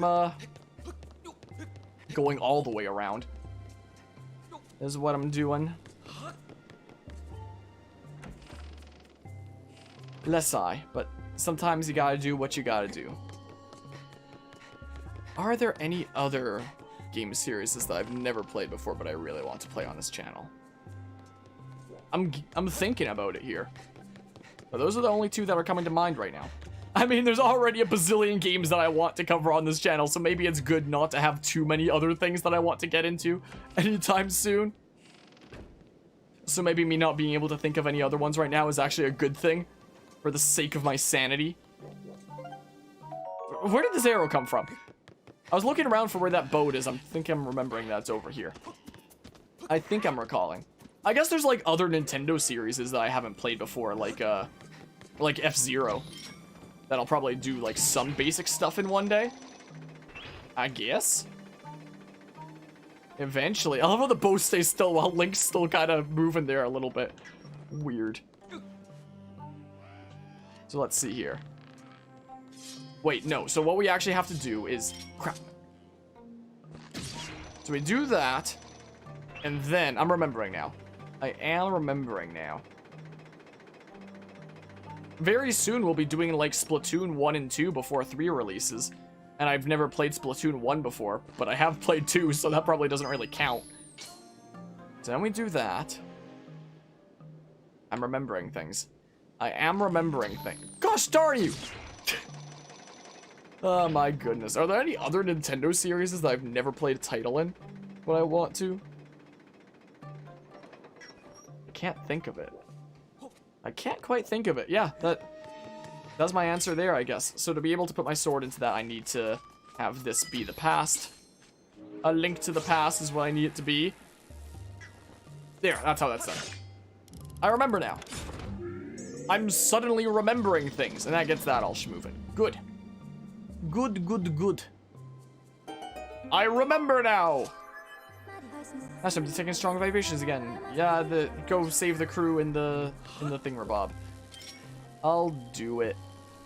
I'll do the ting. Don't worry about that. But yeah, I don't know when I'd be able to cover those kinds of game series, like Mass Effect and Metal Gear, considering the bazillion other games that are always going on all the time. But the day will come. The day will come. I'll be very glad when that day comes. Whenever it is. A year from now, 2 years from now, who knows? Who knows what it's gonna be like?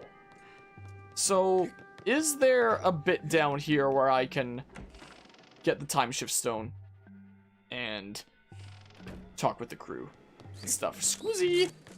All these scorpions saying, get over here. Okay, let's, whoops, I freaking accidentally tapped the right stick, and that's when it does a jump attack. When it never did a jump attack when I actually want to. That time that I was trying to sequence break. My goodness. Is there a, thing? I don't see a thing. Was there a thing in here in this chest room? Looks like there's light coming through, right? Nope. Darn it. Well, we'll go down. Talk. Look at how did all the sand come back? My goodness, all the sand is just back somehow. Sounds about right to me. Sounds about right. So come on through here. So I'm gonna have to smack the time shift stone somewhere else here, it seems like. That's what I'm gonna have to do. I haven't been through this area in the past yet, I don't think. I don't think I have yet. So yeah, we'll go talk to the crew. I forget whether or not that's necessary. I'll do it first, just in case it is. Gosh dang, I forgot I need to get all my stamina for this. Thinking about stamina, what are all my potions I have, right? Well, I can't run while I'm doing that, apparently. No, put the shield back on. Heart potion plus, Guardian potion plus, and a fairy are current things. It would seem. So let's go ahead and smack-a-roo that. Is what we do. And also, this is something that I was discussing during a recent part of Pokemon Platinum. When it comes to covering a bazillion games on this channel, I'm always covering so many games at once, and in such a way that, like, no human could possibly tune into, like, all the videos that I upload. Yeah, I do it anyway. And during this semi-recent Pokemon Platinum session, I was kind of discussing the reasons behind that. Like, I know that the amount that I upload and the crazy amount of games that I cover on this channel is absolutely absurd and a little bit crazy, but the whole reason I started this channel at the end of the day is to have fun. And covering a bazillion games is what I have fun with for several reasons. Like, one, I like playing a whole bunch of video games, and this channel has given me, like, a great excuse to play games I've never experienced before, like the Metroid series, for example. Trying that out for the sake of the channel. Like, it's really broadened my, gaming horizons, one could say. Alright, let's go talk with the crew over here. And I figure I can't be covering a bazillion games forever. Like, nothing lasts forever. I'm not gonna be able to cover a bazillion games until the end of time. I'm not even gonna, this channel isn't even gonna last until a freaking end of time. Considering nothing can last forever. Either other stuff will come up in my life, or I'll come to an untimely end, or whatever the hell, what have you, essentially. So I figure, like, I may as well go ham while I can, and build up, like, a crazy library of completed playthroughs on this channel, I suppose. Is the thing. Build up as much of a catalog as I can of, like, completed stuff. Like, hello, you're a human, aren't you? How'd you get in here? You came with the captain to save us. I'm so happy, but we can't get out of here while that sparky thing blocks the exit. Why don't I just, like, move you out in the present while you're dead, and then I hit the time shift stone? And almost forgot to mention it, but the engine room is right below this brig.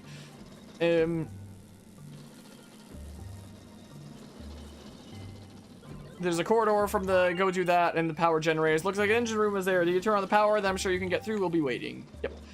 Yep, Peru. When I was, way before I was a content creator, I used to 100% games, like, very frequently. Like, not every single game I played I'd 100%, but I was always making an effort to 100% games when I could. And I used to keep, like, yeah, 5 kids layer 2. I would never have 5 kids. That would definitely never happen. If the day comes that I ever have kids, which I'm not even sure if I'd want or not, then it would be like freaking 2 maximum. Absolutely no more than that.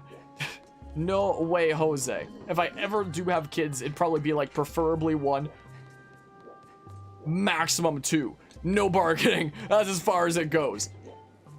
If I But if I wind up meeting somebody significant in my life that just says that they're not interested in having kids, I just be like, great, no kids then.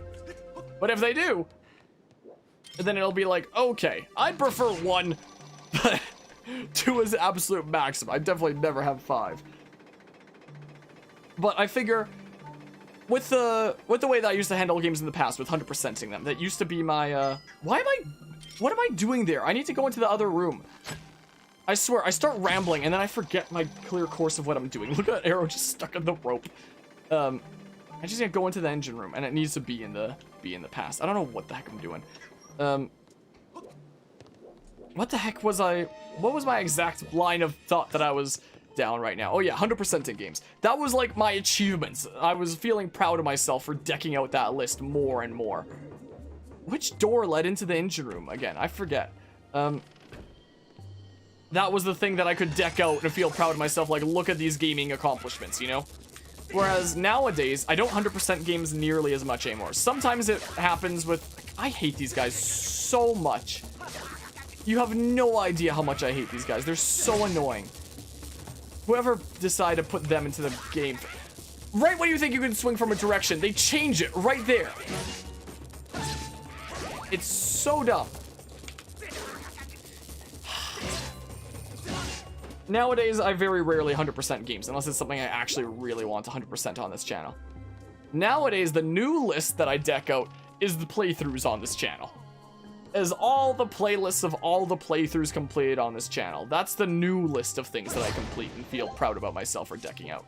Because it's like, those playthroughs are going to be there, archived, like, maybe not until the end of time, but for an insanely long time. It's not like YouTube has any intention of shutting down their servers anytime soon. And the only way that that would maybe even come about is by some, like, global data freaking crisis or something like that, you know? Like, it's not the kind of thing that's gonna happen, maybe even in my lifetime. 5 kids thing is a joke used with their friends that are risky with their girlfriends. Gotcha. I can understand why. But yeah, that's my perspective when it comes to kids, though. But yeah, I think it's just really fascinating to think that, like, we're kind of like the first generation of humanity where stuff about us is going to be documented until the end of time. Like, in my history classes, it's interesting talking about history where it's like, we just have, like, limited evidence of the time, and all history is us making, like, our best guess of what happened in the past based on the limited evidence that we have, and, like, what is evidence still even exists in, like, a readable format since back then. How do I go into the engine room? I've already forgotten. I just now remembered as I went through this door. Gosh darn it, it's back in the other room over here. I just now remembered the way back there. Why am I only remembering this now?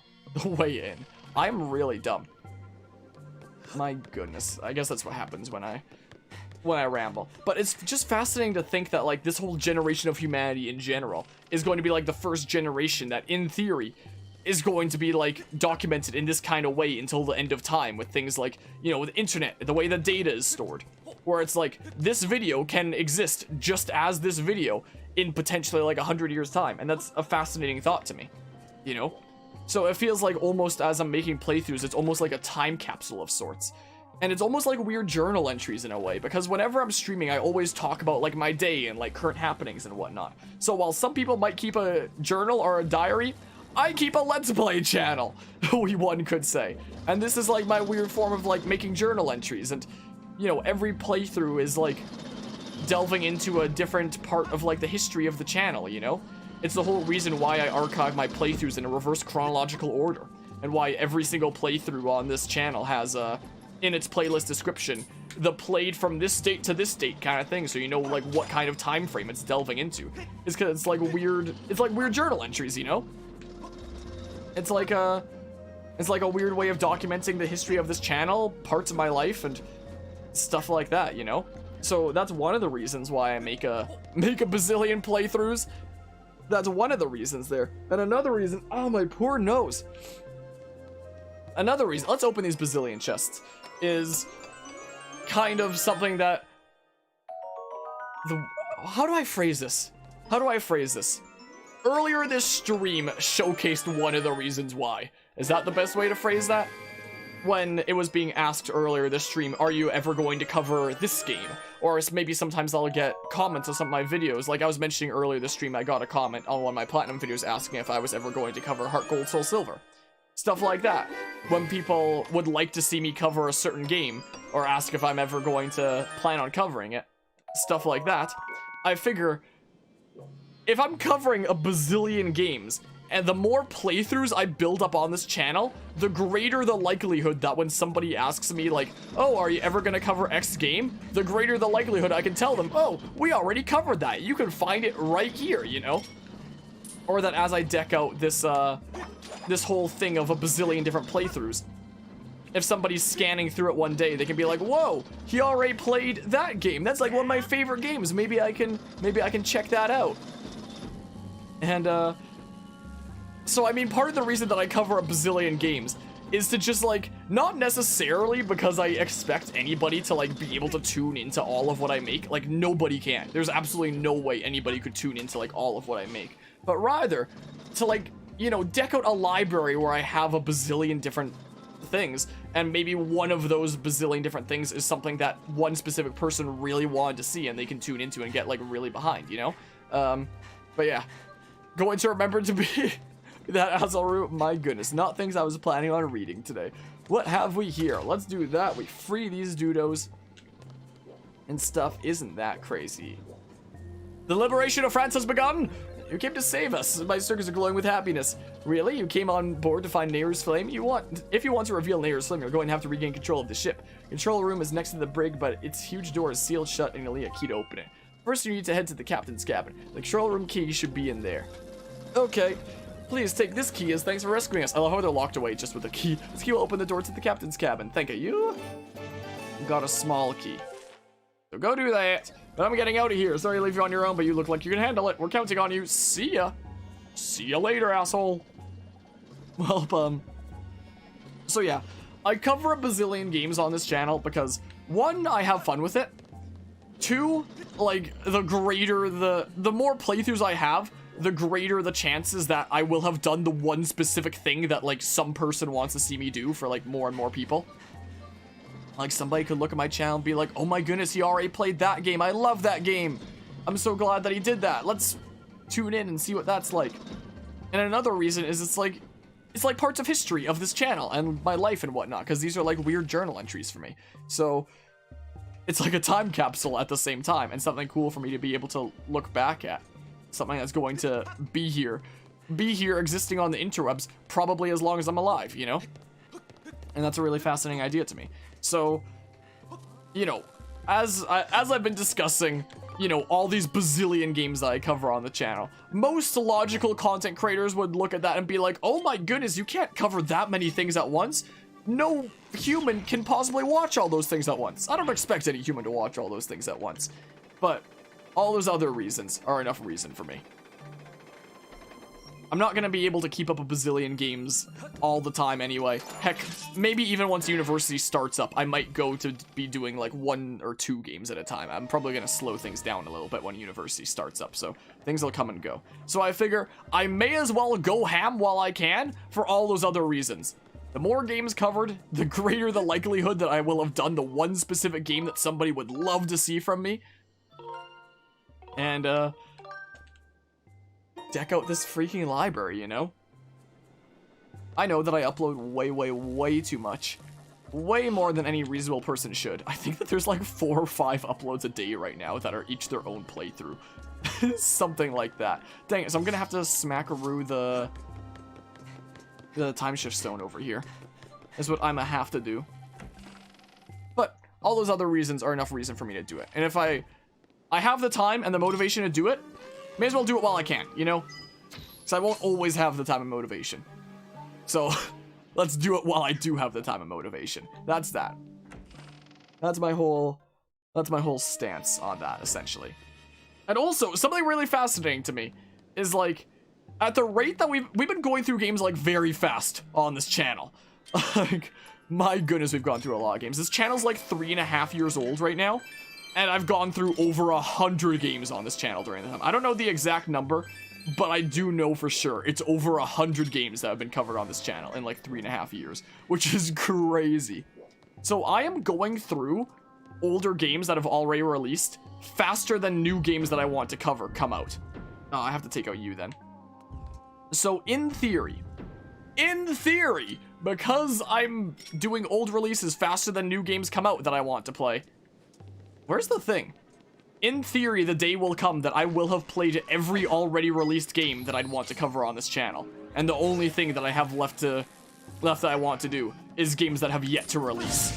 And then I can take things slower just by covering new releases when they come out and never playing any older games again or something like that.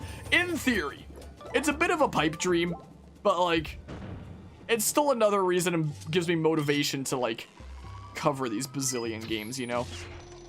Or there's games that I even just play for fun, like Skyward Sword here, where it's like, I've already done a playthrough of Skyward Sword, but here we are doing it again for the sake of YouTube streaming and trying this out, and I do love Skyward Sword at the end of the day, so here we are. But yeah, whoa, darn you.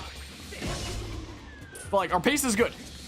Our pace is good. I feel like I'm doing like a 1,000-meter freaking sprint here, or 1,000-meter kind of, not marathon, but you know what I mean. I'm doing a long-term kind of, not to say 1,000-meter run is a long-term, you know what I mean. I'm just looking at it where it's like, from our current pace, we're on a good track to like get a good time on this kind of thing, you know? So there's that all. There's that whole situation. Our current pace of doing over 100 games in about 3 years is on a good pace for potentially getting through every old release I'd ever want to play. And then the only thing that we have left to cover on this channel is either games I've already played or the new releases. In theory, it's a pipe dream. I'm sure that there's always going to be other old releases that I'll wind up wanting to play that I never even heard about before. Like I was mentioning earlier this stream, I didn't even know that Tales of Vesperia was a game series until earlier this year when Guzma requested it of me. So I'm sure I'll keep finding out about other old releases that I never even knew existed before to cover, I guess. But still, I can still dream that in theory, maybe the day will come that all I cover is new releases, because there's no already released games. That there will be no more games on that shelf over there of already released stuff that I haven't yet covered on the channel, you know? Move the camera that way. Maybe.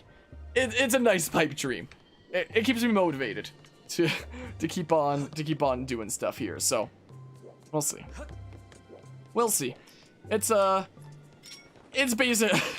It's a very many year long project tackling this kind of thing.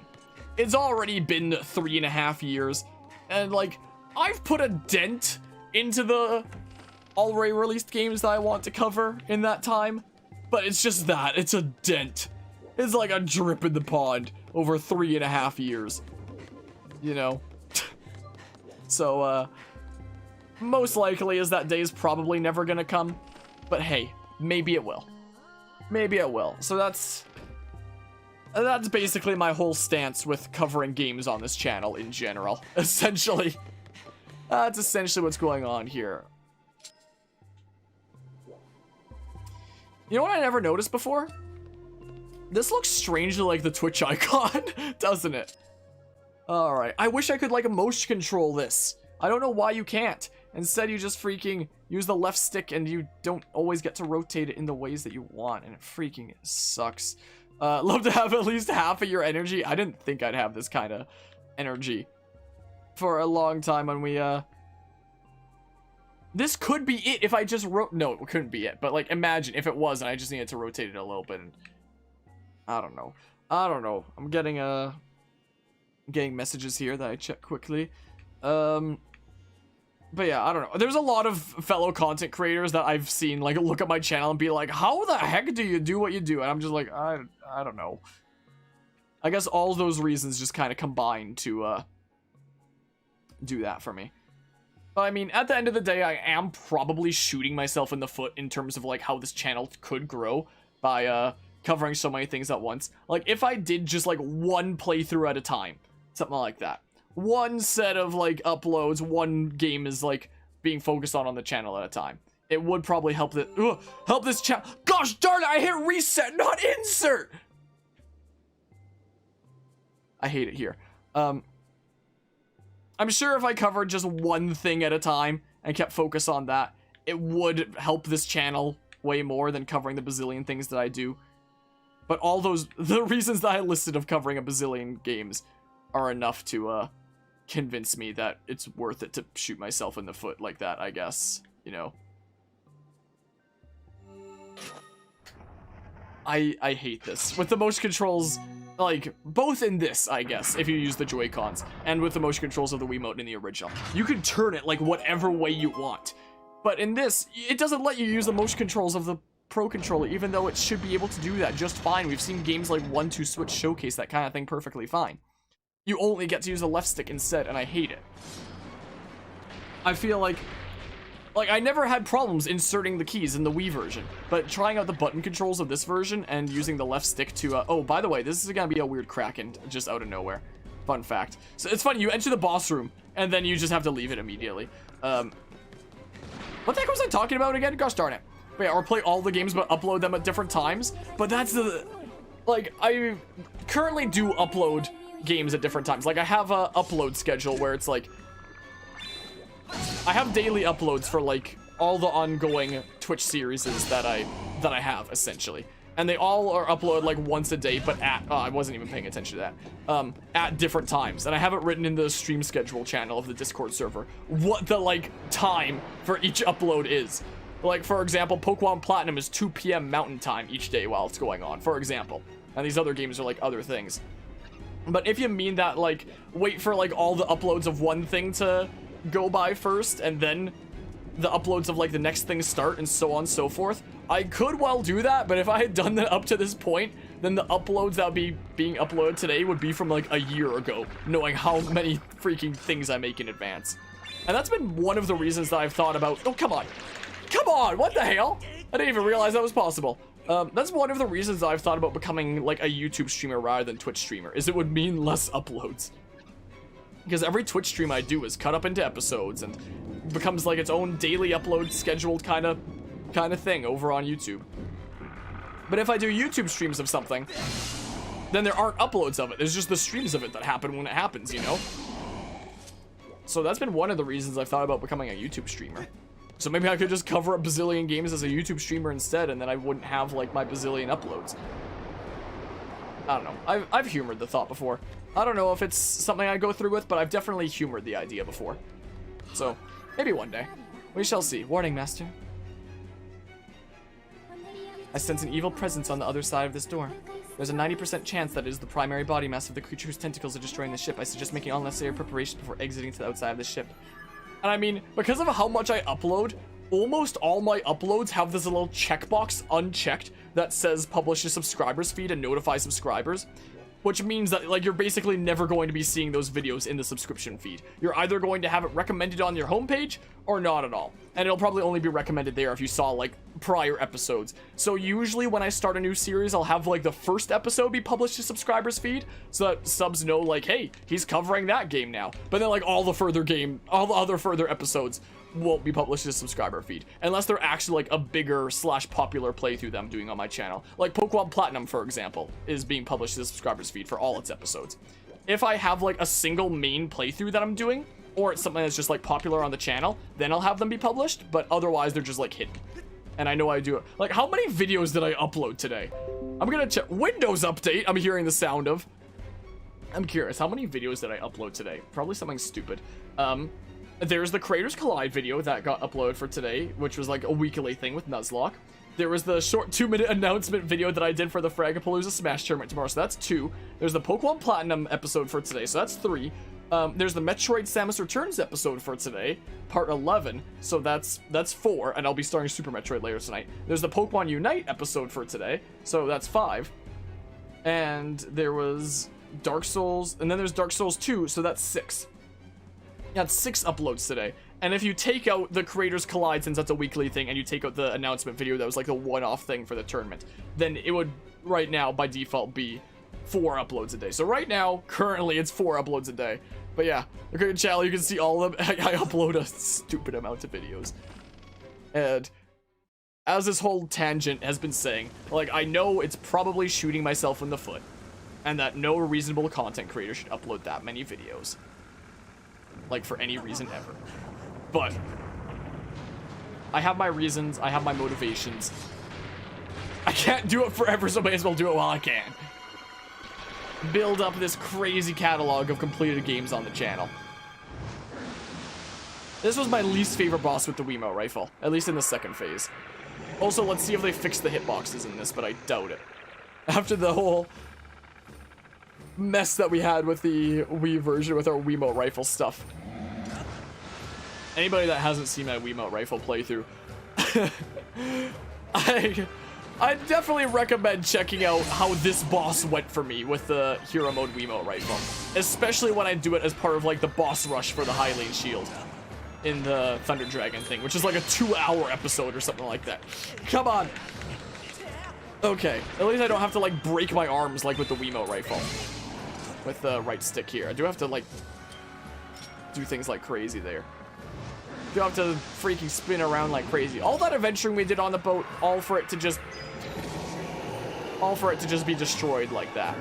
Alright, I'll do what I did in that playthrough and just do a bunch of forward stabs. This is what I'll do. Even though I can swing normally without doing a spin attack, unlike the Wiimote rifle stuff, I'll just do the forward stabs because that's the way that I did this boss. This was the boss that I had the most practice against in Skyward Sword with my Wiimote rifle playthrough. Just because it's the one that I kept doing first every attempt at the boss rush, because it's the one that would give me the most trouble, so I figure I may as well attempt it first. It may as well be the first boss I face rather than someone that screws with the run later, you know? So I try to do it while losing as few hearts as possible. Wanna open that eye? Thanks. Thanks, friend. Well, time to stab it, stab it, stab it, stab.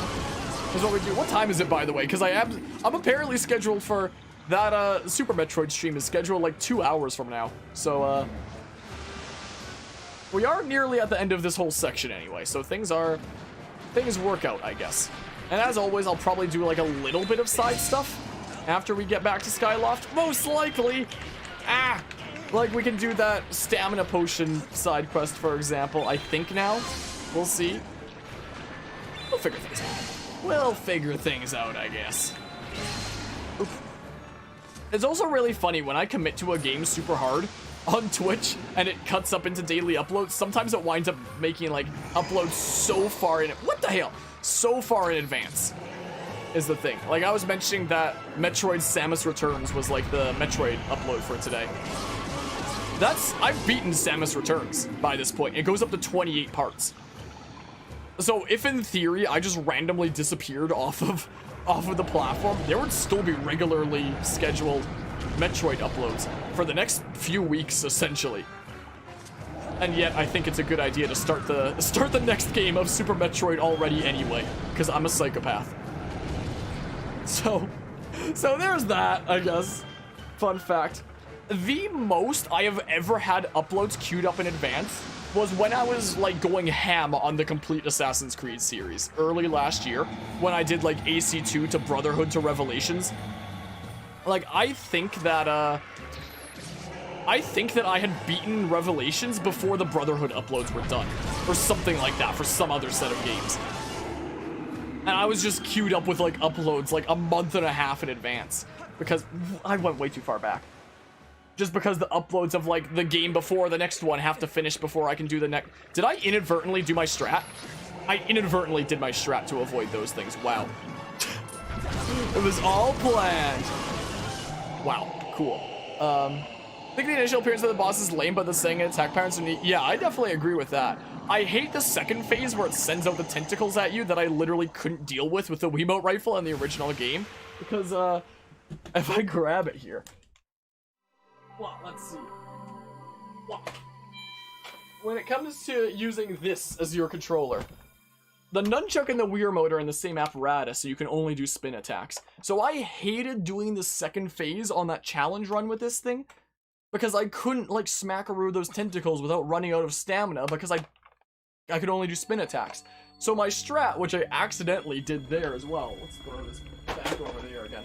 My strat, which I accidentally did there, was to, like, avoid that attack completely by jumping off the edge, because you don't take any damage for falling off cliffs and things in Skyward Sword, and then just getting a quick snipe immediately on respawn before the attacks can go through.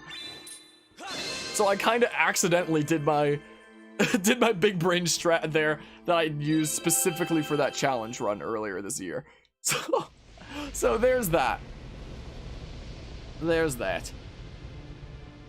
So I remember having a lot of trouble with this boss before I developed that strat. But that could have also just been attributed to the controller I was using. The controller that I was specifically using to make it stupidly hard. So, it could well have been that. It's blue. Yeah, there's no walls to bounce off of this time, so just into the sky.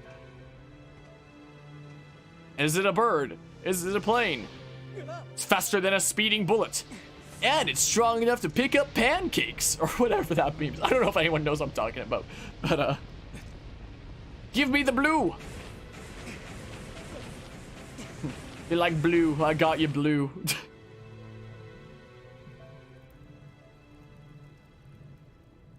And now with the power of the blue.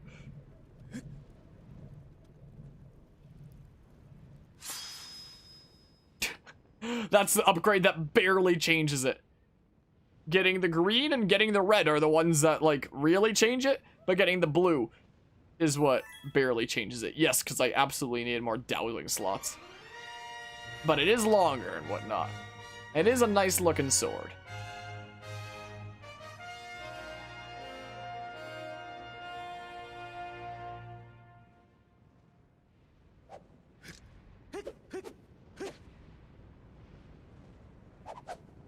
That's such a satisfying and good animation.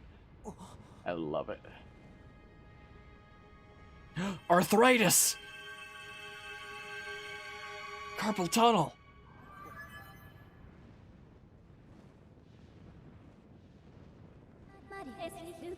With your sword enhanced, you can learn a new melody. I recommend we return to the Isle of Songs.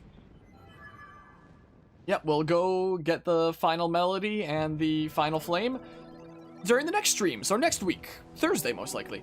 Thank you for getting me shipped back. Vroom. It may have been half wrecked. My crew and I got it shaped up to almost proper working order in no time. What? Dang, I hit A too fast. Gosh darn it, you scallywag. I've been pressing the buttons a wee too fast. Come visit again. You're welcome anytime. Oh my good gracious. Let's do the freaking amiibo paywall quality of life feature of going up to the sky from anywhere and head on back up. Amiibo recognize you. Wish to return to the sky. Yes. Arthritis does suck. Joint issues in general suck. Like, I have issues with my left wrist. It's not arthritis. It looks like hope not, but freaking joint issues in general suck, I must say. Oh look, our scabbard is like extra white now as well. It's like extra white, or extra bright, sorry, is what I wanted to say. It's like a super light blue, whitish kind of thing, which are colors that like match really well together, quite frankly. All right, so let's go back to Skyloft here. Wait, I did send up a goddess cube. How many did I miss, I wonder? Because I can consult the tome and see about what goddess cubes I missed.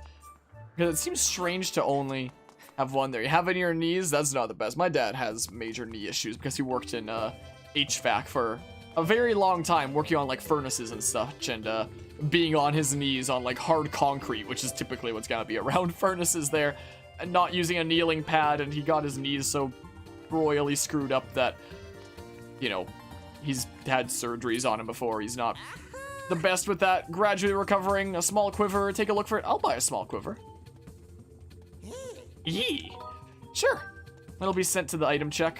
Oh gosh darn it, it's not gonna be automatically sent to the item check. I actually need to make space for it. My goodness, something in your pouch today or something you want to pick up? Yep. Yep, wonderful. So what do you have? I can put in like the small seed satchel. Arrows are gonna be more important than the freaking thingamabob. So we'll do that. Thanks. Thank you, come again. Yeah, I'll take a quiver. I'll take it actually. Eee. Thank you. Thank you. A small quiver, 5 extra arrows. Well, let's go see if we can upgrade it. Let's go see. What do you have to tell me? What is it? Welcome. Sorry, I should be sighing in front of a customer is what I think that said, but I skipped text a little too fast. Oh no, that's what this, I should be complaining in front of a customer again. Hello, welcome to my humble little side business. So, I guess this has to do something with a side quest then? For that guy? where he's complained multiple times about something that I accidentally skipped. What are you working on there, huh? What is that thing? It's wonky looking, isn't it?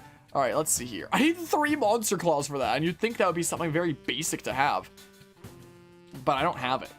Maybe it's something that I go and get off camera or something like that. I can upgrade the quiver there. I have enough dusk relics. Hold on, let's look at the bomb bag first and foremost. Huh. Should I upgrade? Let's upgrade the bomb bag to max is what we'll do. Lizard tail, jelly blob, hornet larvae, and golden skull. Let's upgrade it. Wait, apparently you got it because you damaged them when you were little? You're too young to have it? Yeah, the issues that I started getting with my joints was probably from like extended training in Taekwondo for super long and whatnot. And my left wrist issue might have been from, I'm not 100% certain if it was what caused it, but it could well have been from somebody not being very careful with self-defense kind of takedown practice with my wrists as they should have been, because I remember distinctly hearing like a snap when they slammed me to the ground and it hurt, and sometime shortly after that I started getting some wrist issues, which wasn't exactly the best. So that could have been it, or it could have just been like stuff over time. Like my hip problem was probably just Taekwondo stuff over time or something like that. But when I was going into like physiotherapy, I guess I'll turn my camera back on again here. When I was stuck in physiotherapy for like half a year, I was there either every week or every other week. Whoops. What is it? A report. Because of the improvement to your sword, you can now use your dowsing ability to locate treasure. Like monster claws and stuff like that. Something or other. I was going into physiotherapy either every week or every other week for about 6 months. And during that entire time, I only saw one other person that looked like they were around my age. Everybody else was like middle-aged or older and like developing joint issues. Dang, I need one more dusk relic for that. Gosh darn it, if only I had collected one more when we were in that last silent realm. Gosh darn it. Whatever. So close yet so far. There's a goddess cube thing over there. But yeah, so I felt very out of place there, being a, you know, a young man with these joint issues that got me stuck in physiotherapy, you know? I was definitely a little bit out of place there, to say the least. Do I want to go do the thing with Fledge right? I have to use up one of these bottles if I want to do the thing with Fledge, don't I? Is that what his name is? Hold on. I'm consulting the tome. We won't be streaming too much longer. I have like some other stuff to quickly do, and then some Super Metroid to stream later. All right, looks like I put my bookmark in there. So how many gratitude crystals do we have right now? 43.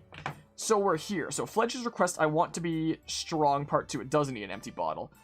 So, gosh darn it. I do need another stamina potion. Go, be free. Well, I guess we don't get to keep the fairy after all. That sucks. Whatever. Probably not gonna need it anyway. So wait, what was it that you were saying? It was, welcome Sai, shouldn't be signing for a customer. You see, I recently haven't been able to sleep at night. Okay. So there's probably like some side quest thing with him to help him at night that'll give me some gratitude crystals or something. Okay, let's see. I just need a regular stamina potion. I don't need to upgrade it at all. Doesn't seem like. Yeah, let's go ahead and fill up that bottle. I just have like the book. I'm out a little bit more when I'm looking at this book because, you know, I have the book on my lap. Is the thing. There we go. So let's go see. It is Fledge. Let's go see Fledge at night. We'll give him a stamina potion again. Is there a part 3? It doesn't actually say that we get gratitude crystals from that. Unless there's a third part to this side quest when you get your reward naturally, but this one takes a bit of time. Come back and visit Fledge later. Huh. And then it goes into another page. Oh, and then there is like other side quests. I was about to say if it was. Okay, yeah, there's a whole bunch of other side quests and whatnot. So let's go see Fledge at night. Is what we'll do. Let's go see him. I'm thinking about that stuff in my menu here. How much other stuff do I have? I have 0 of a couple kinds of bugs. There I have 0 monster claws. Everything else I have like some decent numbers of, I guess. I have 10 of those bugs that are supposed to be the hardest bug to catch. Apparently. I'm gonna keep on racking up these schmetterlings. That's what I'm gonna do. I have 58 of them. They're absolutely the easiest bug to catch, those butterflies. Because they're just all over the place all the time. But I'm gonna keep on racking them up anyway. Maybe we'll get up to 99 of them, who knows. These plants have no shadows. Where's Fledge's room? Where's Fledge's room? That's Groose. I think that it's over here? Fledge. Yeah, let's just sleep in his bed, and then we'll drug him in the night. That sounds about right. That sounds about right, doesn't it? Alright, let's have a little bit of a nap right there. There we go. Hi, Fledge. How's it going? You want another thing? Oh my goodness, that I would not be able to do that many, like, not even close. Dude, that was a nice warm-up. I'd be able to do, like, maybe 100 with frequent breaks. Not anywhere like that. Phew, well, that was a nice warm-up. Harmonia, I was just hoping you'd come by. I wanted to ask you something. The other day I tried lifting some barrels, and I was able to do it with one arm. Do you think that means I've got enough muscle? What do you think, Harmonia? Do you look strong? For sure. Really? Thanks, I'm so happy. It's all thanks to you, Harmonia. I would have gotten discouraged if you hadn't come by to cheer me on. You gave me the motivation. Thank you so much, Harmonia. Oh, wait, I just got the... Maybe I already did part 1 and part 2, and we got the gratitude crystals now. Because it says that there's a third part to this side quest, and that's when you get your reward. Because this guidebook doesn't say that this is the point that I get the gratitude crystals quite yet. Huh, well, take a lot of gratitude to produce this bunch of 5 crystals. Okay, well, we're at 48 for those now. Okay. So, apparently, the next side quest that we have here is the dude at the potion shop. Birdie's request, find the baby's rattle. After completing, return to Linear Desert. So, need the Gust Bellows, Claw Shots, and baby's rattle. So, let's see here. So, let's head to his house at night. It doesn't actually say where it is in this book. But, yeah, that might reminds me of when he went to therapy for Vespalzi. If I'm saying that correctly, I'm probably butchering it.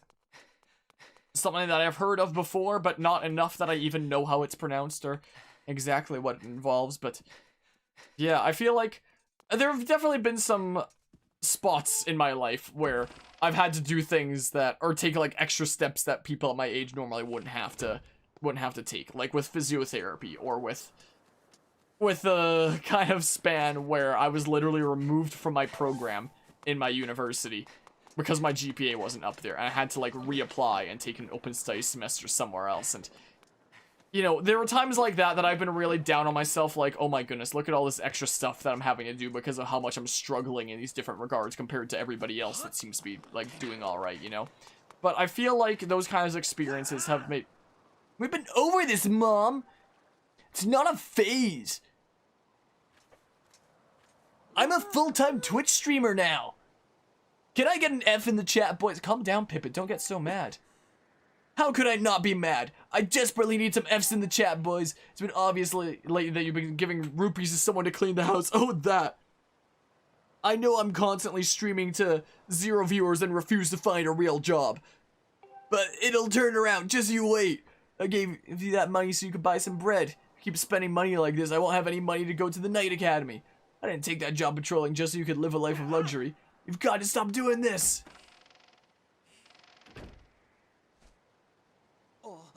Oh, this is who Pippin is. Oh, hey there, Harmonia. What could you want at this hour? You want to see my sick gamer setup? You didn't hear any of that, did you?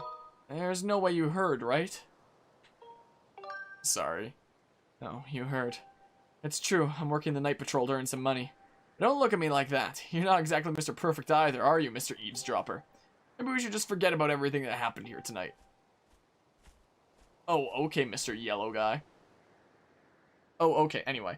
When it came to experiences like that, like having to, you know, reapply into my program because my GPA wasn't up there enough, or be stuck in physiotherapy, I feel like times like that, though I was really down on myself for a good while at first when they started initially happening, they were a good lesson to me and helped me come to accept that everybody has like their own paths in life, their own journey, their own hardships, and everybody's path is going to be different. That doesn't necessarily mean that they're like a worse person or like they suck for that or anything like that. But rather just that they have their own journey to go through. It's how they handle it and how they accept their own unique path that determines who they are, not what their path is, you know? That's kind of what those kinds of cases help me come to accept, you know? But yeah, Bell's palsy, gotcha. But yeah, I am sorry to hear about those health issues there. It's And as I was just saying there, I feel like it's the kind of thing where it's like everybody has their own path that they go through in life. And I don't know if it's anything that you've ever gone through, you know, emotionally like I have, like with me beating myself up, being like, oh my goodness, why am I dealing with this when I see everybody else around me like excelling in their fields? And it's kind of like we were talking earlier this stream about the plot of Breath of the Wild and Age of Calamity that kind of makes the argument of like everybody has their own unique journey, you know? That doesn't necessarily mean that like they're a failure or anything like that, or that they're not up to par. It just means that they have their own unique journey and their own hardships. It's how they deal and are able to adapt with that that determines who they are, not like what their path is. Like I was really, really down on myself when my university literally kicked me out of my program. Like, your GPA isn't good enough. Like, that was a major blow right there. But I feel like it's an experience that has helped me grow as a person and, you know, acknowledge this kind of truth, I feel like, you know? But yeah, this is why I like you. I appreciate it. My oh my. But yeah, it was a time. Or like, you can even attribute that to something like content creation.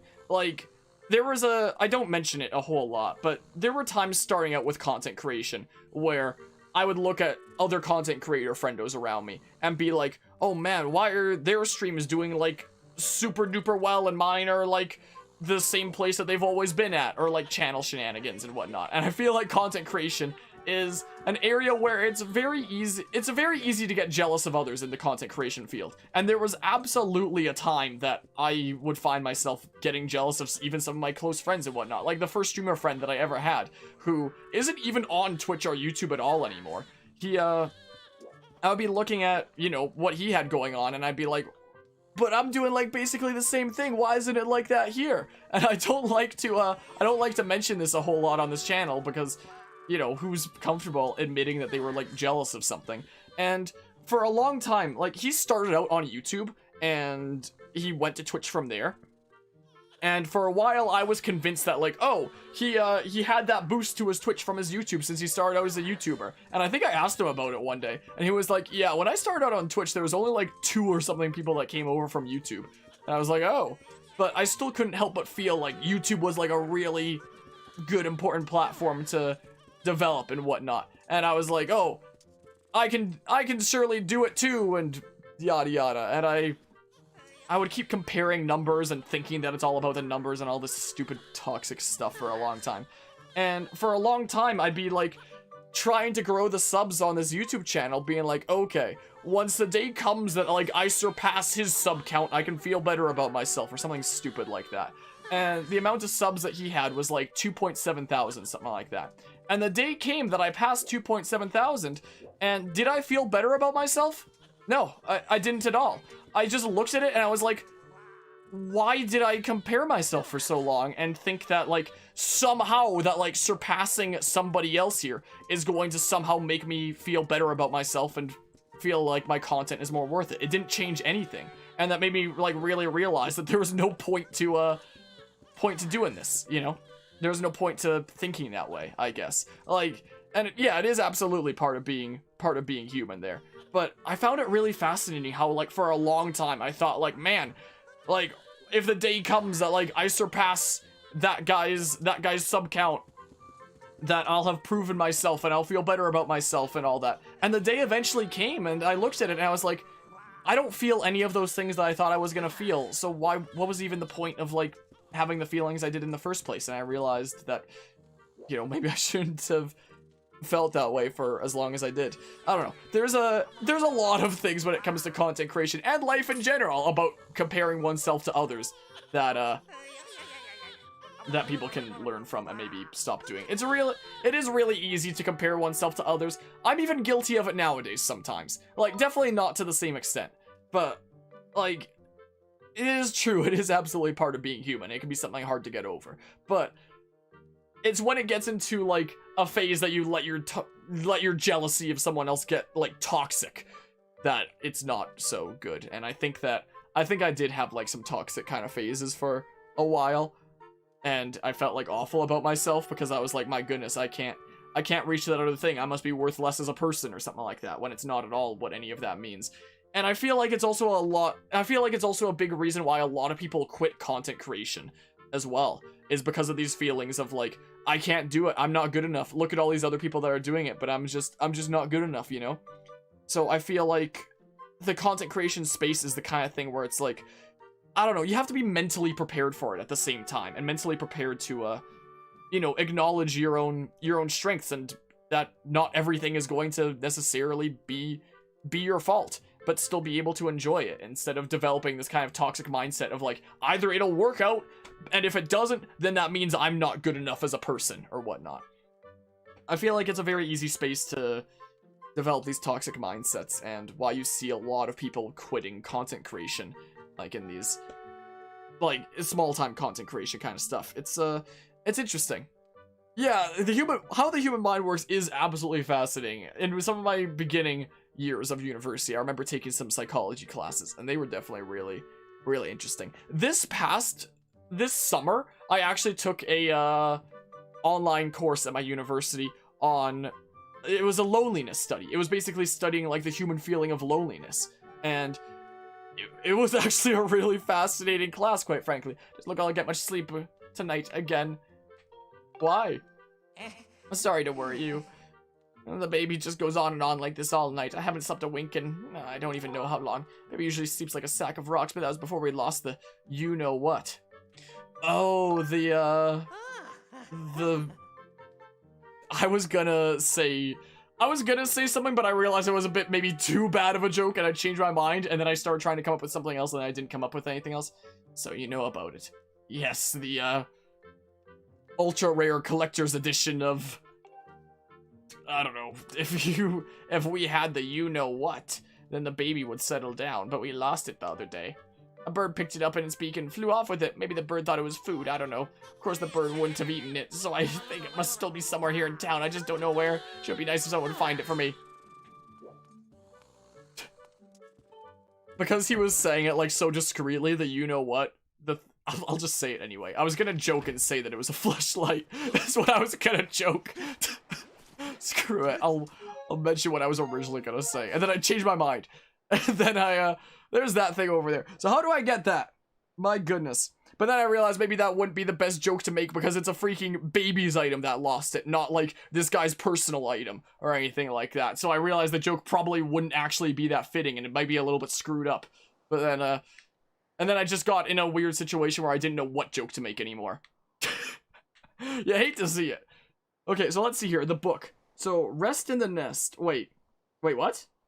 Apparently a bird took it. Sleep here until date. Okay, fine. I'll go in and I'll freaking sleep there. I love how this guy isn't gonna be able to get a wink of sleep, so I'm gonna sleep in his bed for him. I'll get sleep for the both of us. Don't worry. Here we go. Until morning. No, not a flashlight. Not with an A, but with an E. The freaking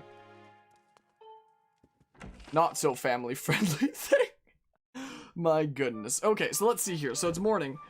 And then head out to the great waterfall that overlooks Skyloft. Use your claw shots to grapple up to the top. And then, so I can leap off of that, like, top thing now that we have the claw shots, and that should be able to give me that one goddess cube that we missed there before as well. Is the thing. Should be able to. Let's just be like a homing torpedo. Over this way real quick is what we'll do. Come on, up this way. No! Well, I can't quite do that the way that I had hoped. No. I didn't even hit the right stick. I don't know why he did a jump attack. Hi. Hi, how's it going? Watch your step there. Wouldn't want to die and stuff. Wouldn't want that to happen. Okay, let's see here. Well, let's go grapple up over there, is what we do. Let's go do some grappling. So, we should be able to make it, like, up here now, right? So I can grapple onto that. Let's grab this goddess cube for... Wait. How do I get that goddess cube? Yeah, it would be something like that, pretty much. The former thing. The former thing there. What the heck is the point? I guess that's to, like, grapple back. Oh, you can probably jump onto that from, like, here. So I was gonna make a joke thinking about that guy. But then I was like, wait, this is a baby's possession that has been lost that he's talking about. So it's not actually his own personal thing. As funny as it would have been to think that he can't get any sleep because of this personal thing that he lost, you know? That's what I was trying to joke about. Is the case. But then I realized, wait, it's a baby's item that was lost, so this joke doesn't actually make any sense. Dang it, that doesn't help me. Because we have Fun Island. So it doesn't actually matter. Okay, so we'll go back up again. So that was my original joke, and then I freaking couldn't come up with something else in time, and then I blanked, and then I panicked, and then everything fell apart. So yeah, now we can actually go up here. You know what you're talking about? I feel like if I ever joke about stuff like this, it's the kind of thing where it's like, if you don't know about it, it's not even the best kind of thing to Google because you're gonna regret having done so. That's the thing. Look at this. So we need the gust bellows now. Like, I remember there was a time that I was out at the family's lake cabin and playing Cards Against Humanity with my Taekwondo team that was out there. And my Taekwondo team is anywhere from like junior high to like high school students, some adults as well. But, you know, a lot of people move on after getting black belt or after high school, stuff like that. So a lot of them are younger and whatnot. And I remember we were looking at games to play out there, and I wasn't sure about Cards Against Humanity, but the instructors of the school were like, oh, Cards Against Humanity, we gotta play that. So we played it anyway. And I remember sometimes some terms would come up in that game that some of them had never seen before. And they'd ask about it. Like, one of the cards that came up in that game of Cards Against Humanity that somebody didn't know what it was smegma. And they were like, what the heck is that? And everyone around the table that knew was like, no, we're not explaining that to you. If you want to know, you Google it. So he pulls out his phone and he Googles it. And his face contorts and he just goes, ew! Like, just so disgusted. But yeah, is that the baby's rattle? You found it. So, that's a funny story about somebody looking at, who's a sleepy baby? Time for Betty bye. Phew, the baby seems to have settled down nicely. I bet the baby will sleep well tonight. Oh, that means I'll finally get a good night's sleep too. Thank you so much. I won't forget what you did for me. Alright, gratitude crystals. Bada bing, bada boom, we got 5 gratitude crystals. Helping people feels good. Heck yeah. So apparently there are some other side quests that we can do right now, but this is probably going to be like where I wrap up the stream pretty soon. So we'll save these other side quests for next time, methinks. But yeah, so that's kind of funny in that kind of format. When you're dealing with that kind of material with an audience that might not know all of it, and then stuff like that happens. And it's part of the reason why I was like, I don't know if we want to play Cards Against Humanity with this kind of group. But the actual instructors of the school were like, no, we're playing this. It's Cards Against Humanity. We're playing this. So, there's that. In my game design class on tabletop games that I took earlier this year, my professor in that class gave like a mini tangent about why he doesn't like Cards Against Humanity. And his main argument was, it's a game that just like gives people an excuse to be awful people. And it's like, okay, I can kind of understand where he's coming from, you know? What do you have to say now? Ah, hello, welcome to my humble little side business over here. What, you don't have any text that's like, thank you for helping me out. I feel like way better now. Man, I feel bummed out. I want a refund. We should have had some dialogue for that. I am bummed. All right, let's see here. Yeah, I'm gonna save. We'll do like the next section next time. We shall get the final flame. The final flame for our sword here. We got this super long looking light blue sword that's actually pretty cool. But we'll upgrade it even more next time. And then we'll do some other side quests. We'll see what Beatrix or Batrix or whatever the heck has to say about all these gratitude crystals we've been collecting. And yeah, later tonight, we're gonna be hopping into some Super Metroid shenanigans on Twitch. Wait, what do you have to say, Fledge? Hey, Harmonia. Pretty much maxed out on push-ups. I wonder what exercise I can pick up next. Whoa, that's one sweet bow you've got there, Harmonia. Bet you're a total natural with it, too. Yep. What is this? You're amazing, Harmonia. Even if I work my way up to 3,000 push-ups, I'll never be as cool as you. I've got it. Why don't you show me how good you are with your bow? I'm gonna toss some pumpkins into the air, okay? You show me how good you are by filling them full of arrows. Throwing the pumpkins into the air will give me a good workout too. Two birds with one stone. I'll toss pumpkins for 90 sec. Well, I guess we're not wrapping up quite yet. It'll cost you 20 rupees, so it's a new minigame that we unlocked, huh? So we unlocked a new minigame. Does it give us rewards for it? I don't remember ever doing this minigame before. Whoops. Okay. Looks like I keep my same amount of arrows all the time. Ah, no! And that one was sparkly, too. Darn it. Okay. Sure. I wonder if this is gonna be one of those mini games that can give you a piece of heart. I wonder if you do well enough. Dang it. Well, I'm trying here. I am trying. Try my best. My darndest. I had no idea this was even a mini game in this game, honestly. Cool. Well, give it a good chuck. Give it a good toss. This is like a really bad place to know what that is. Oh no. Let me just say, this is like the most awful possible place that we could be practicing this. I'm literally shooting arrows right at that doorway. Someone comes out of that building and their adventuring days are over. Gosh darn it. But yeah. So there's that. Somebody sees this and sees that this is the matter that we're talking about on these streams. Someone's gonna report my freaking... It's not something that you can report for. Probably not, but like... someone would probably do it anyway, you know? Aw, oh, man! Well, I tried. I tried. My goodness, about 560 points. You're great at everything you do, Harmonia. Here's your prize. Oh, a Dusk Relic! I can upgrade the thing! I can go upgrade my, my quiver now, I think, right? I think I can upgrade my quiver. Hold on. Hold on, we're not wrapping up quite yet. We're gonna wrap up after I upgrade my quiver. And then I'm gonna go eat some foods. And then I'm gonna go over to Twitch and we're gonna stream some Super Metroid. Is what it's gonna be. Because I cover a bazillion games at once and I can't stop myself, as we've established. Hi! How's it going? Upgrade! Haha. Or was it this that I need to... No, that's the Monster Claw that I need for that. Is a thing. Yes! Look at this! Alright, you want to upgrade this? Yep, there we go. Let's just skip it this time. All done, here you go. Upgrade to the large quiver. Sweet. So now we should be able to carry around 35 arrows max? I think, something like that. I mentioned it before, but like, rupees do not matter for us because of Fun Fun Island, so like, got 10 arrows. Do I need some more? Do I need some more here? Pains, you're already carrying the limit for them. Okay, so that's as many as we have there, it seems like. So, yeah, look at that. We got the large bomb bag and the large quiver. We got the bug medal to see bugs on the map. The treasure medal to get treasure more often. And I thought I needed a stamina potion. It turns out I didn't even. The quest was already done.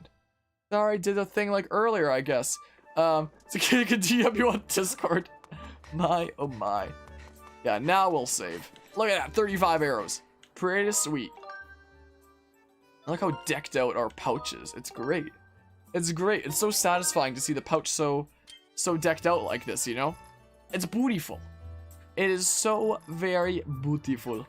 But yeah, that's gonna be where we wrap up Skyward Sword shenanigans. There will be some shenanigans with Super Metroid later on tonight. And hey, if anybody wants to register in that Smash tournament tomorrow, do so, because we still need more participants and stuff all the time. So we'll see how that goes tomorrow. So we'll be streaming some more Skyward Sword next week Thursday, and probably be doing weekly times from there is the plan. And yeah, so thanks all who stopped by and hung out, and I'm gonna head out of here for now. So take care and see ya.